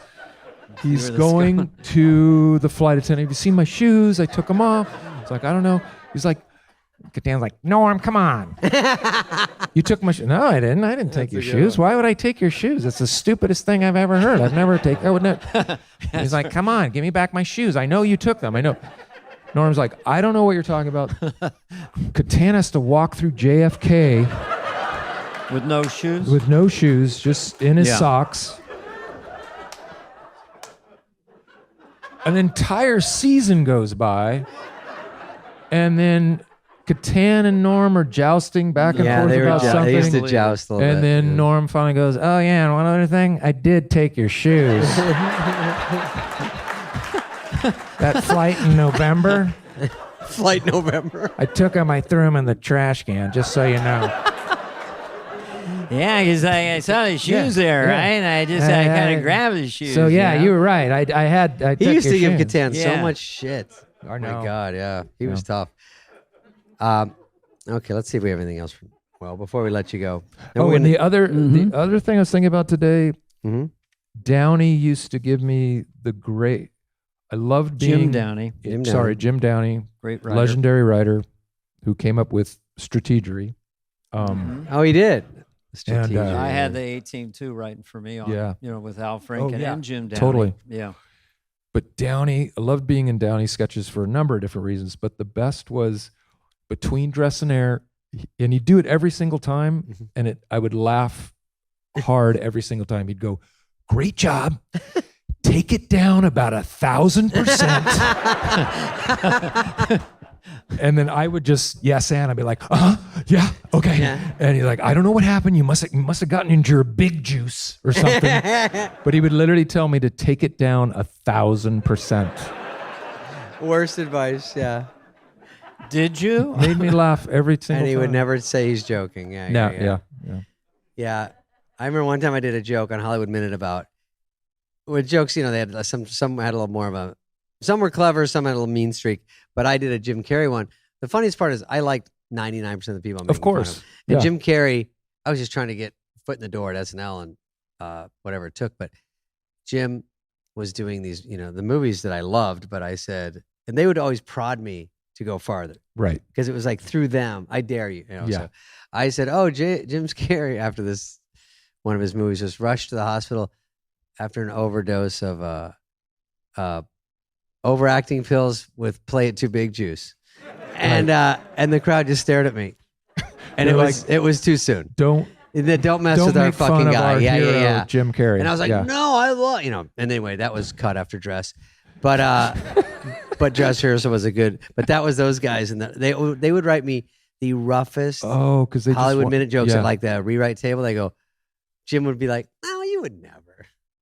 Well, no, you're too much of a pussy. And I go, no, I'm not. What? And then he'd tell me, I go, yeah, I'm too much of a pussy. I'm not saying that. He goes, of course, because you're a pussy. And I go, why? But it was all whatever he wanted to say and get the anger out and get to me. Well, then they hide behind the whole thing. Oh, I know. That's why it's so funny. They get to say whatever they want, but I would have to sort of temper it. But always funny. I mean, they're just fucking around. Wait, one last Norm Macdonald story. Yeah. Sorry. Love him. Do you remember the Mama Celeste frozen pizza commercials? No. Yes. No, I don't. And it was this, and she would say, Abundanza. Abundanza, yeah. Which is a made-up marketing word. There's no word in the Italian language. I thought that was genuine Italian. Yeah. And one day we're sitting around in the writer's room having lunch, and we're doing a bit where I'm like, hey, guys, this lunch is pretty good. Abundanza, right? And everyone goes, yeah, abundanza. And Norm's sitting there like, Norm, come on, just say it.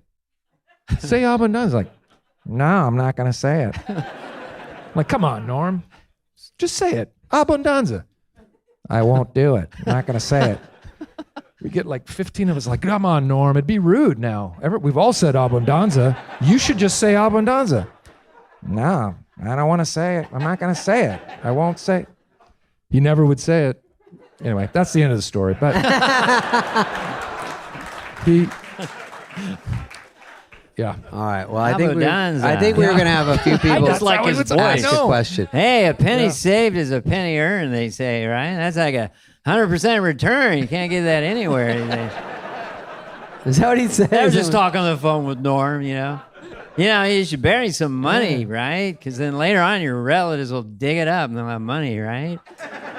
He just had the driest, funniest vibe. I didn't have a TV the first year I was on the show because I just didn't buy one because I thought I'm never going to be in my apartment.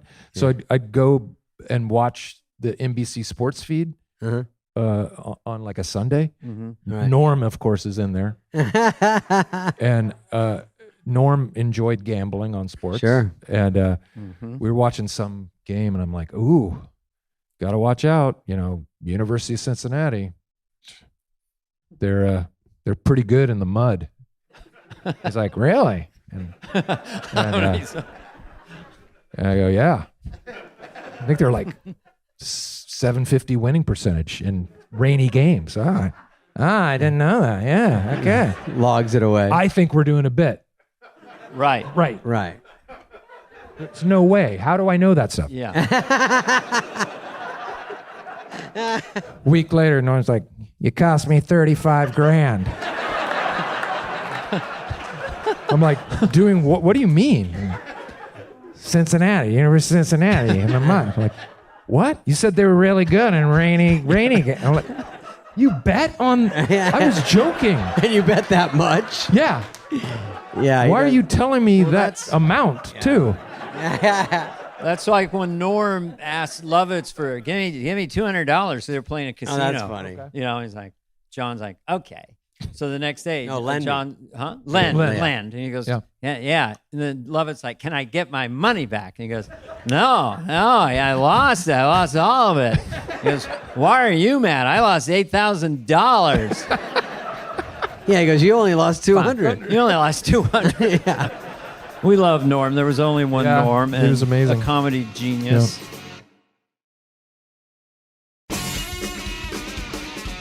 The first ferns I saw, these ferns are like tall pine trees by now. But when I saw the first one, I didn't know what it was. Someone just sent it to me, or said, "Look at this."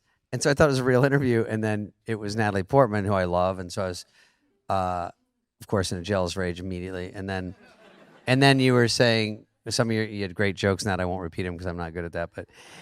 But you said so many jokes, and it was so and.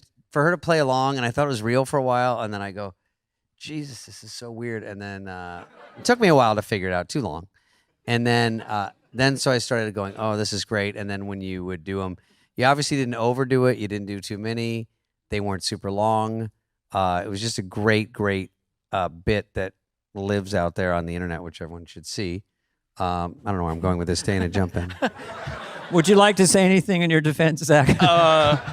Well, I mean, speaking of that one, we shot it. That one we shot in a garage, and I think we shot that one in a garage, right around here, right in Hollywood somewhere. And the thing about that one is, there's a line in it, not to be vulgar, but it's something about. Did you shave your? Okay, you said. Can we hear it? She was in V for Vendetta. Yeah, and then there's a punchline. Did you shave your V for vagina or something? That one caught me off guard. To Natalie Portman in a garage. Yes. In a garage. In a garage with loose tools about. By the way, I barely understand that joke. Like I mean, I know. I think I saw that movie. I don't know. There's something funny. Off, but the fact that funny. I think it's the fact that I'm asking it. Yes. So anyway, she was, if I remember correctly, she was quite good with the whole thing, and then we sent it to her just to show it to her, and I had asked that joke to be left out of it. I said, "Can you edit that out? We'll send it to her," and her note was, "Where's that vagina joke?" Oh, really? Oh, I love reading. By the way, I don't know if that was the exact note. Where is the vagina joke? Something but like something that. along those lines. By the way, there's a dog she in just that went thing. up on the hip meter. Yeah, she's unreal. Yeah. But there's a dog that you keep cutting to, which is even funnier. Yeah, I think that was a real dog. The dog rolls over on his back, and then when something dies or it just sits there, then they cut over to the dog. All right, it all works. And then Sean Penn one. Sean looked very cool in that one. Huh. Yeah, I'd be scared of that one. And then Sean Penn I had a fight with him. I was in a dress at the time, but he said hit me harder. He said you can hit me harder. There's no problem. So I hit him. I would like to one day talk to him about the one we did. Did they bring it up because it was an interesting day. Well, was he truly upset, or was he? He was he's very a great quiet. actor. He was very quiet. He's a good actor. Yeah. So he can, or he's a good actor. And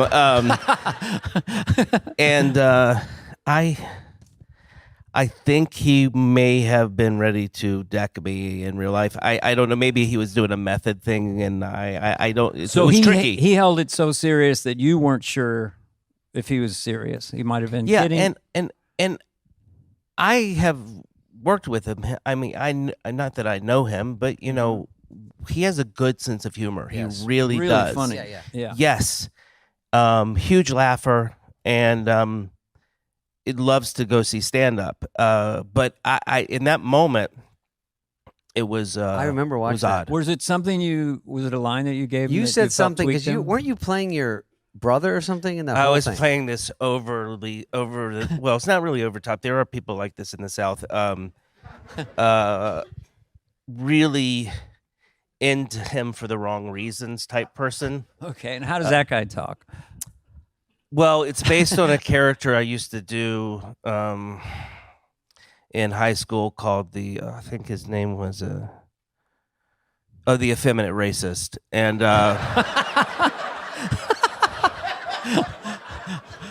I remember that Skittles. Yeah, but so that's a great. So it's just a guy that talks like this. And so friends of mine that were black in high school would bump me in the hallway, so this character would be released. And I would say to them, my mom told me not to talk to black people. And they would go crazy. Would die laughing because they understood at the time that I was mocking it all. So that's where that came from. That was as simple as that. Well, there was something, Dana, where he goes, Sean, and he's doing this, and he's sort of prodding. He goes, I'd get into Hollywood just so you could go to all the parties and all the wrong reasons that Sean wouldn't want. Sean is very funny, and unlike his persona out there, and so I like that he's going along with it, but he was so serious. And then he goes, I could walk over there and knock you the fuck out right now. And even I was like, God damn, he gave that a good reading.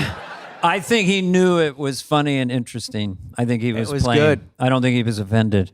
I'd like to ask him. We haven't spoken since. His kids and my kids went to school together, or at least played sports together up in Northern California. So I'll talk to Sean. Yeah, ask him. Ask him. Can you I'm fix curious. Hey, man. I want to smoke. If you could smoke and not get diseases, I would definitely be smoking right now. There's nothing cooler, right? It's like, tell us some more, Zach. Anyway, can we go back to you as a young person then? Like, you strike me as like an introverted extrovert. Like you're shy in a way. I think we are maybe. Well, I think I am, but yeah. Well, anyway, it doesn't matter. Anyway, but then you have this powerhouse thing that comes out like in high school. Did you go to theater group, or are you just funny with friends, or what were you like in grade school, high school? Just walking around. Just walking around. Just at the Beverly Center. I mean, I think I was somewhat quiet, but I think, humor in my family was seen in very high regard. So my cousins and my brother and my family is funny. I kind of watched them, even as the quiet person I thought I was, or I think I was. So I was kind of this more kind of observant kid that thought maybe one day I could, through my observations, maybe make a thing out of it. And you were thinking that like at age 8, 10, 12? I mean, but young, you got the idea maybe you would do this for a This is going to sound weird, but it was at my parents' conception of me. Doesn't sound weird at all. It doesn't sound weird, right? Ultrasound, I was killing. My brother Brad, I got 3 older brothers. He swears he remembers being born, and he's serious. Really? Yeah, he has a photographic memory. He just remembers being born. Yeah. I'm not kidding, Brad, the guy I based but being Garth on. funny younger really pays off, and I think that's for all of us. Like at dinner or at school, like I was at a school that was I was a little bit of a pipsqueak, hard to believe, and always bullied and pushed around. But if you could, I would quietly say jokes to my friends or under my breath. But that kind of, if you get a little something, that's all I had. I wasn't super athletic. I wasn't this. So if you have some little hook like that, you go, ooh. My dad thought it was funny. People think it's funny, and then you go, oh, and then you try to. Maybe that's kind of like that for a lot of comedians. Well, the tall guys didn't have to do anything to get the girls. We, on a bioevolutionary level, we had to be funny. Zach, you're not that short. You. I'm around 6'2". Okay.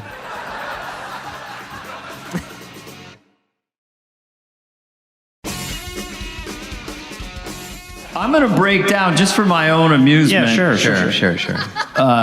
James is awesome Trump, because I think that the way you do it is like free association jazz, and I know you can. I wanted to say that a podcast clip of mine that I think it caught on with like Seth Meyers and his group of friends, because it was Trump talking about 2000s New York alt comedy. It was like I had been doing Trump. Do you want to do it a little bit? Then our guest, Whit Thomas, was like, hey, weren't you a comic back then in the 2000s in New York? And I'd be like, oh, yeah, you know what? It was so wonderful to be with comedy. You know what? With comedy, it was never about the shows. It was never about the shows. It was about the diner afterwards. We loved the diner. And I'd be eating pancakes. Excuse me.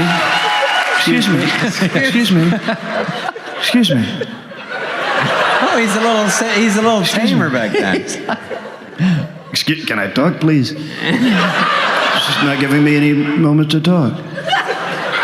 I'm eating pancakes with Patrice O'Neill, and I just can't believe that I get to do this every night. It's so wonderful. Greatest city on earth. You do Gotham, and you do Rafifi, and maybe you'd get a spot at the Boston or something, and a couple dollars in your pocket, and you say, oh, this is a pretty good gig. Made $300 tonight, maybe buy a PlayStation or go to Gap. There's so much detail in that, and you did the little breath thing, Here, I'll give you Thank you very much. I'll read these as myself. Okay. Like, these are just Trump things that you've incorporated with free association. I bet you never wrote these down or anything, but I watched your thing. Okay. Frankly, let me tell you, you're going to be seeing a lot of it. I can tell you. Yeah. Yeah, that I can tell you, that I can tell you. Let me tell you, frankly.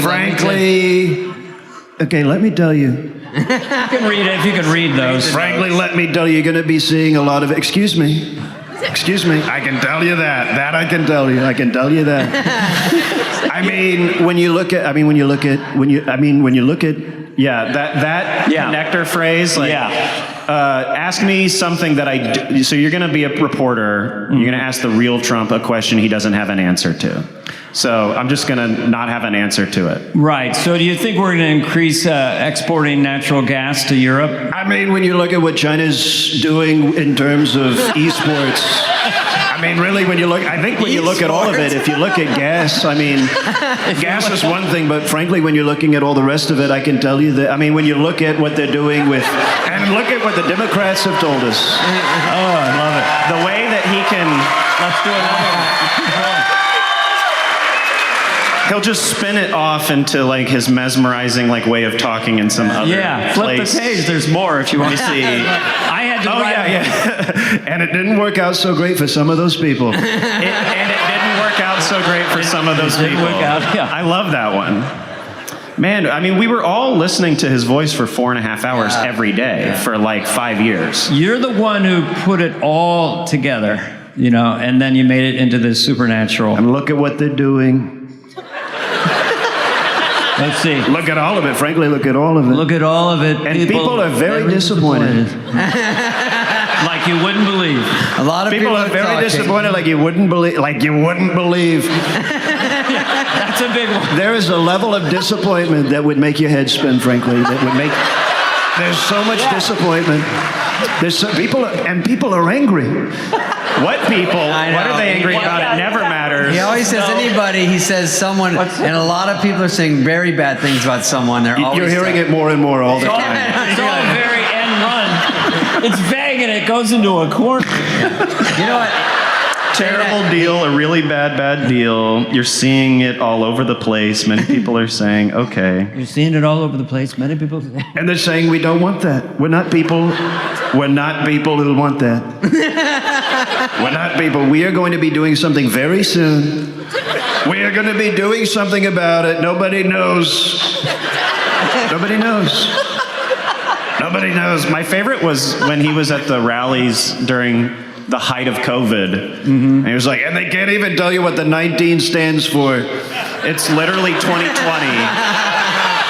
It's 2020. And I'm like, context clues. What do you think the 19 probably stands for? The 2019 version of the virus? I think that was all I had. But man. He does say words like old-fashioned words like terrific and fantastic. Things like your dad says, your grandmother. That aren't the vernacular as much anymore, but he keeps throwing them in there. It's so it reminds you that he's. Do you 75. Want to do? Oh yeah, he's 75, and it's the mix of the old-timey language and the old-timey way of thinking and speaking about people. But he's obsessed with something rude that Lady Gaga said about him on a radio show or something. Lady Gaga was very, very rude. Not nice. And she was not nice. She was not. There's also the kindergartner thing of just breaking down what would have been a more elegant phrase with with another presidential candidate and just breaking it down to like the caveman fragment, like not nice, very big. Stone cold loser. He's a stone cold loser. I mean, that's where you get the 80s wrestler thing. Oh, okay. Because there's a little bit of 80s wrestler to it, too. Yeah, WWE. Now, you do something, a little birdie told me, you do something, where someone could give you a famous TV show and you could talk about it as Trump. Yeah. Okay. Yeah, I can do that. Well, since they don't think this is not pre-planned, you guys yell out any kind of famous TV show? Okay, there's 200. What did you hear? I can't. The A-Team. The A-Team? The Wonder Years? Anything you've heard of. You know what? With Winnie Cooper, she was very beautiful. But I don't think that Mr. Savage, Mr. Savage just needed to wait his turn. I think that he needed to wait his turn with Winnie because Winnie wasn't ready for what they were doing with Wendy. And Joe Cocker is such an awful person when you meet him. With Joe Cocker, that is someone who needs a little bit more help from his friends. I think he probably had to. You know what? They said that he got high with the help of his friends. I said, what kind of friends are that if they're helping you with drugs and they're helping you, and you look at China, you look at what they're doing with Russia, what they're doing with, honestly, what they're doing in Austin, Texas is absolutely awful. I think it's such a terrible thing with the segways and the river and the bats. You know those bats shit everywhere. Those bats are shitting on all of it. And I said, I was looking around, they showed me the bridge, and I said, we got to do something about this bat problem. Got to do something about the bats because, and you know what they call it? Guano. Did you ever hear that? They call it guano. Have you ever heard that? I said, what the hell is guano? And they said, it's what they call the poop, and they poop straight down the front of their breast. They poop, and you see the poop on their, like, what does it go in their mouths? So we've been talking to Dracula, we're talking to Frankenstein. We're going to do something about the bats because the bats, frankly, should be sleeping horizontally. And this whole thing that Joe Biden and Kamala, they want the bats to be hanging upside down. They want you to be eating bats every night. There needs to be a brazen claim about what something the Democrats aren't doing. But there's like a I mean, come on. Well, that was all from the Wonder Years? Yeah. They were always talking about China on the Wonder Years, I remember. Yeah. You know, it was Savage was very involved with everything that was going on with China, in terms of China wall and with regard to microchips and supply chain. I mean, it's really awful with Steve Jobs and all of it. I think it's terrible. It's like you don't really need like jokes. It's just the rhythm and the references are so funny. Yeah, I mean, I don't know about you. I just listen to this for hours. I mean, I just love the flow of it. That's how he led us for 4 years, is because it is fun to hear him talk. It's fun to hear it, whether you like him or not like him, whatever your politics are. You're right. You will probably be hypnotized by the weird rhythmic way that he speaks. I mean, it works. It does work. Like how he'll just repeat, you're going to be winning like you wouldn't believe it's going to be so good. Like, you just believe it because he said it 20 times in a row. Within 1 minute. Within 1 minute. It's going to be so, you're not going to, it's so good. It's going to be incredible. Frankly, it's going to be very, very good.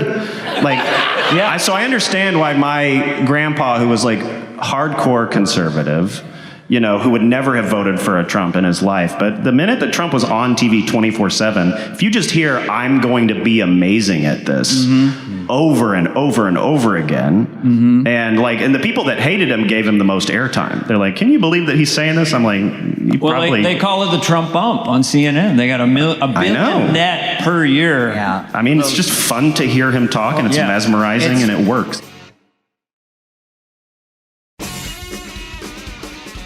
You're going to like this one. Because you didn't really lean on it much, but in the beginning, I remember in the classic comic sense of the idiot. So there's Jerry Lewis is like the king. And then I remember you would do the hunched over guy, and he would do that sound. Where did that guy come from? Because that instantly made me laugh so hard because you were so committed. What was that? I don't even know, man. It's very musical. Can you do more? It always felt good in a microphone. Oh, I don't even know if that ever got on the air. If I ever did that, I just remember seeing that and really loving it, But Yeah. there's one character I want to break down, unless David has a question, because I'm. Sure. Go ahead. We're really close friends. The Opera Man, the evolution of Opera Man. Opera Man. That then became the indestructible killer bit of all time. By the time you got it on the update desk with the pictures and you were mixing. Great wig. So, good wig. Adam, good I'll look. let you fit. But talk about the origins of that and the way you did it and then the way you ended up doing it. It evolved, right? Gotcha. Yes, it okay, did. go ahead. Right. Yes. That's my question. Thank you. Yeah, that's a good question. And I remember you knew the guy. So there was a man on the street who used to sing opera on the street. He used to hold the can up, and you'd be walking down the street, and he'd kind of come at you and go, hey! And he'd sing really hot, and he'd charge you. And you'd be like, oh, and you give him money. I didn't know that. Yeah, that's kind of where I first started doing it around I the love office. that. I didn't know that. I met that guy today at McDonald's. He wasn't singing though. He's in between sets. Adam, what would a guy like that be ordering, like at McDonald's? How would he what sound? did he order? Yeah. Hey, barbecue sauce. The thing that you can sound exactly opera is one more gift on SNL. If you can have a voice, if they'd write a singing sketch, obviously Adam wrote a lot of his own, but if they'd write somewhere you sing, you can get in. If you can play an instrument, you can get in. There's so many things if you can do. Dance. So if you do, I didn't do a lot of those things, which was kind of a drag, but Adam can sing so well and actually write songs that are catchy, because a lot of those things you don't update were actually really catchy on top of just being funny. And so that combo is big. And that Opera Man was a fucking cruncher. That always That killed. was a gift from Didn't the you Turners. do it off on the stage next update initially? Yeah, no, first time I did it, it was just gibberish. It was like, it was a Subtitles. theater thing. And I think maybe you, or was it Phil? That's what I remember. I don't know if I remember this maybe right. maybe you. But You I were was like, in my office. And Yes, that's Adam, it, that's Adam it. used to go around the office on all fours. So then I hear a little knock, and I'm in my office. So I open it up, and you're on all fours. You go, oh, and then you were asking me to do something, introduce Opera Man, you right? were the man. So I did That's remember right. that. So you were like a theater guy who would say, Yeah. tonight the Opera Man. Yeah. Something like goes from the emotion of, like trying to catch the bus. But unfortunately, he misses the bus. But then he sees his mother, is behind the bus and picks him up. Let's watch the Opera Man. Okay. Or something That like was how that. it's And happening. I'd Yes. walk. I'd be like, and then I'd see my mother be something like that. And that was it. And it did good. It did good at the table. It did good. You know, Sandler, it's good if you. A trick on SNL is if Adam was probably slightly newer then, but if you anchor it with Dana, who they love, all right, and then he brings you on, and then they go, "Hey, Dana seems to like it," and then they I'm start to happy to like help. the new guy. It helps you when you're new. It helps. No, it was Dana's the best at it, so that's what it was. But anyways, it did fine. It was up at the table. It did well. Everybody. Remember, after a while, they started liking us at the table. When David and I first were on SNL and at the table, and we try to get on and we do full skits for ourselves, everybody else was kind of like, calm down. That's enough, guys. Yeah, that's enough. Not yet. Not yet. Not yet. Yeah. Right. But then by this time, they were like, all right, give him a shot. And then we did that, and it didn't do great, so Lauren didn't put it on. But then the Turners, out of nowhere, Bonnie and Terry Turner. Great writers. Great They writers. wrote for the show for 8-9 years. Wayne's Yeah. World. Wayne's World. You they, and Mike. Yeah, they were. They wrote the first Tommy Boy draft too. What's that? They wrote the first draft of Tommy Boy. They wrote. That's right. Tommy Boy. That's right. They were monsters. I don't even know why we don't talk about them more. They had some huge sketches. You guys should have them on this show. They'd I'd love be it. Would great. love to. Yeah, they're Hi, great. Bonnie. Hi, Terry. In case Hello, they're guys. listening to this when it's released. But they wrote what? What we said? And Lindsay, their daughter. Their daughter, Lindsay. Yes. But anyways, they wrote this thing and they talked to me. I was in my office. They were like, so remember that Opera Man thing you did? We came up with an idea for the news and they showed it to me. And I was just so dumb and young. whatever I was, and I was like, yeah, I guess. I guess we could try it that way. It was Opera Man on the news that you said? Opera Man on the Doing news, the news. showing current events, and then me rhyme singing it, about you sing them it. and Blah, blah, blah. And I didn't really, I was like, no, Opera Man speaks gibberish, and that doesn't make any sense. You don't understand Opera Man. So then it became a divorce. So how would it, you would do current events with like Trumpo and yeah, exactly. And it would just crush. That was all those guys wrote it. I got to be it. They would give me the melodies, and Cheryl would write it on Cheryl piano. Hardwick, yeah. And they would just give me all the goods, and I mean, it was the greatest gift ever. That was a home run. Got to wear the Did you do it with wig. Eddie Vedder or not? You sing like Eddie Vedder once you go. I sang like Eddie Was it Vedder as once. Opera Man or was it something Opera else? Man singing about Pearl Jam, yeah. And then and remember when I think they were even on the show Pearl Jam that night. Oh, that's right. But so anyways, what would he say? A Vedder? Or what do you? I mean, you got the pipes, kid. You still got you were going, hey, I'm having those songs out of made of concrete. Yeah. But you sound exactly like him.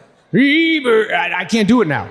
I know Eddie Vedder. It's a certain thing he does. He's got a thicker, lower voice than His any voice of us is have. unreal. It's a juicy voice. We share an office, me and Farley, and then you walk through our office to get to Adam and Chris Rock. So when the door was closed, I'd hear, oh, ho, ho, hey, and I'm like, oh my God, he's got a killer cooking in there. Oh, yeah. It's in the oven. We all got excited when we landed on a good impression. But I did one with Lovitz. An Opera Man with Lovitz. Yes. That was a great one. He can sing great. And that was a perfect, only other guy who could do it besides you, because he's got pipes and he's just a funny, so that was a killer. That was amazing. He played your brother or something? It was Glenn Close and Lovitz, and maybe they were my parents. I don't remember. Yeah. I remember they came on and sang with me. Only on Saturday Night Live. Yeah. That's right. Can we? I could go anywhere. It's so much fun. I wanted to ask about when he does bits when you get to bring in one of the musical stars. I think McCartney did Red Hooded Sweatshirt with you. Oh, that was great. God damn. I'm Farley so did something jealous. with him. You did something with him. I We love left just McCartney, right before McCartney hosted. You weren't there then? I missed it. I was a fool. He was upset, because we'd met at 86 at Lauren's house. He called me up. I don't know why you didn't stick around, Dan. We could have had a plunker. We'd be plunking, looking at each other. I go, who is this? Nobody important.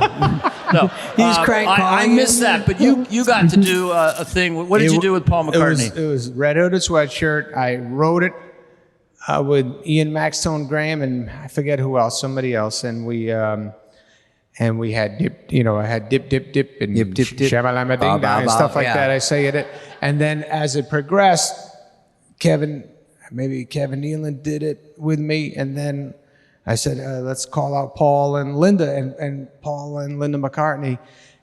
We wrote it for him, and then Lorne said, I said, will they do it? He goes, well, you have to talk to them. And so I went to Lorne's office. They were eating, I think. They were on the show or they were just visiting? They were. Paul was the guest. Okay. And Linda was with him. You walk in and you have to convince them. I just had to come in with the dopey guitar and be like, hi, my heart's pounding through my chest. Did you crawl in or did you walk?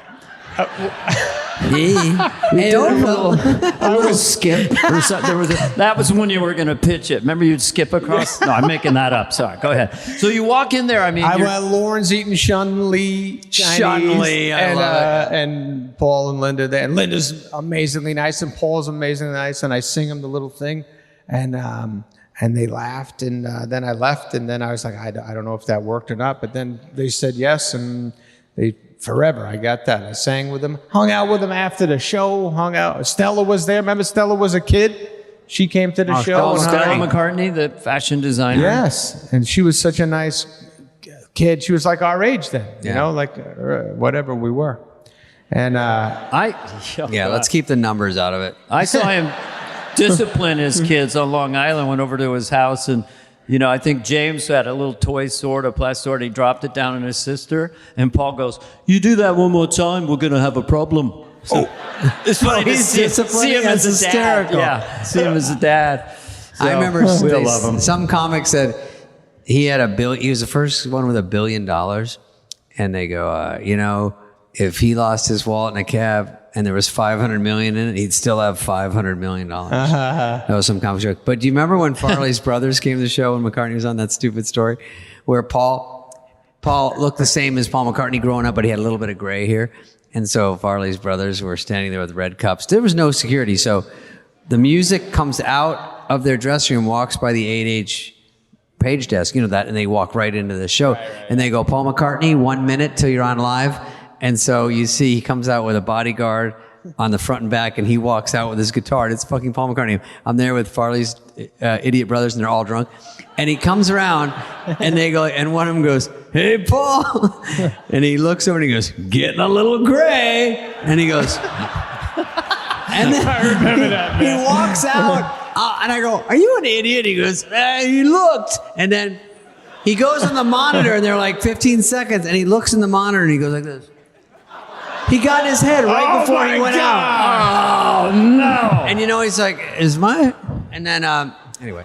So I will say one of my proudest moments, because sometimes Adam and I would try to write together, or we would all try to think of excuses to all be in the same sketch or whatever. Yes. And the one I like the best is the Gap Girls when we were in the That was mall, all David.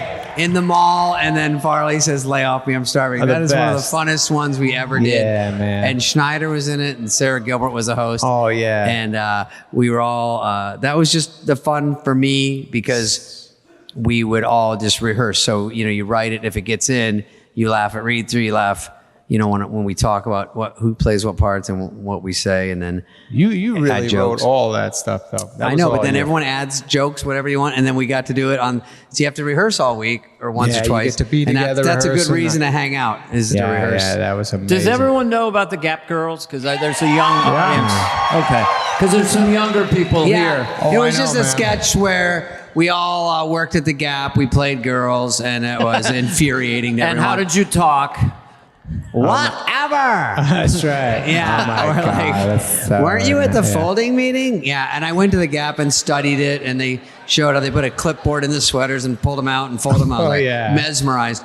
And then they would actually, this is when you feel kind of like a big deal, because if you get a sketch on and you're just some doofus from Arizona, and it's like a dumb sketch about the Gap, and then when they bring the sketches written and it's put up on its feet, they talked to the Gap and brought a whole section of the Gap over.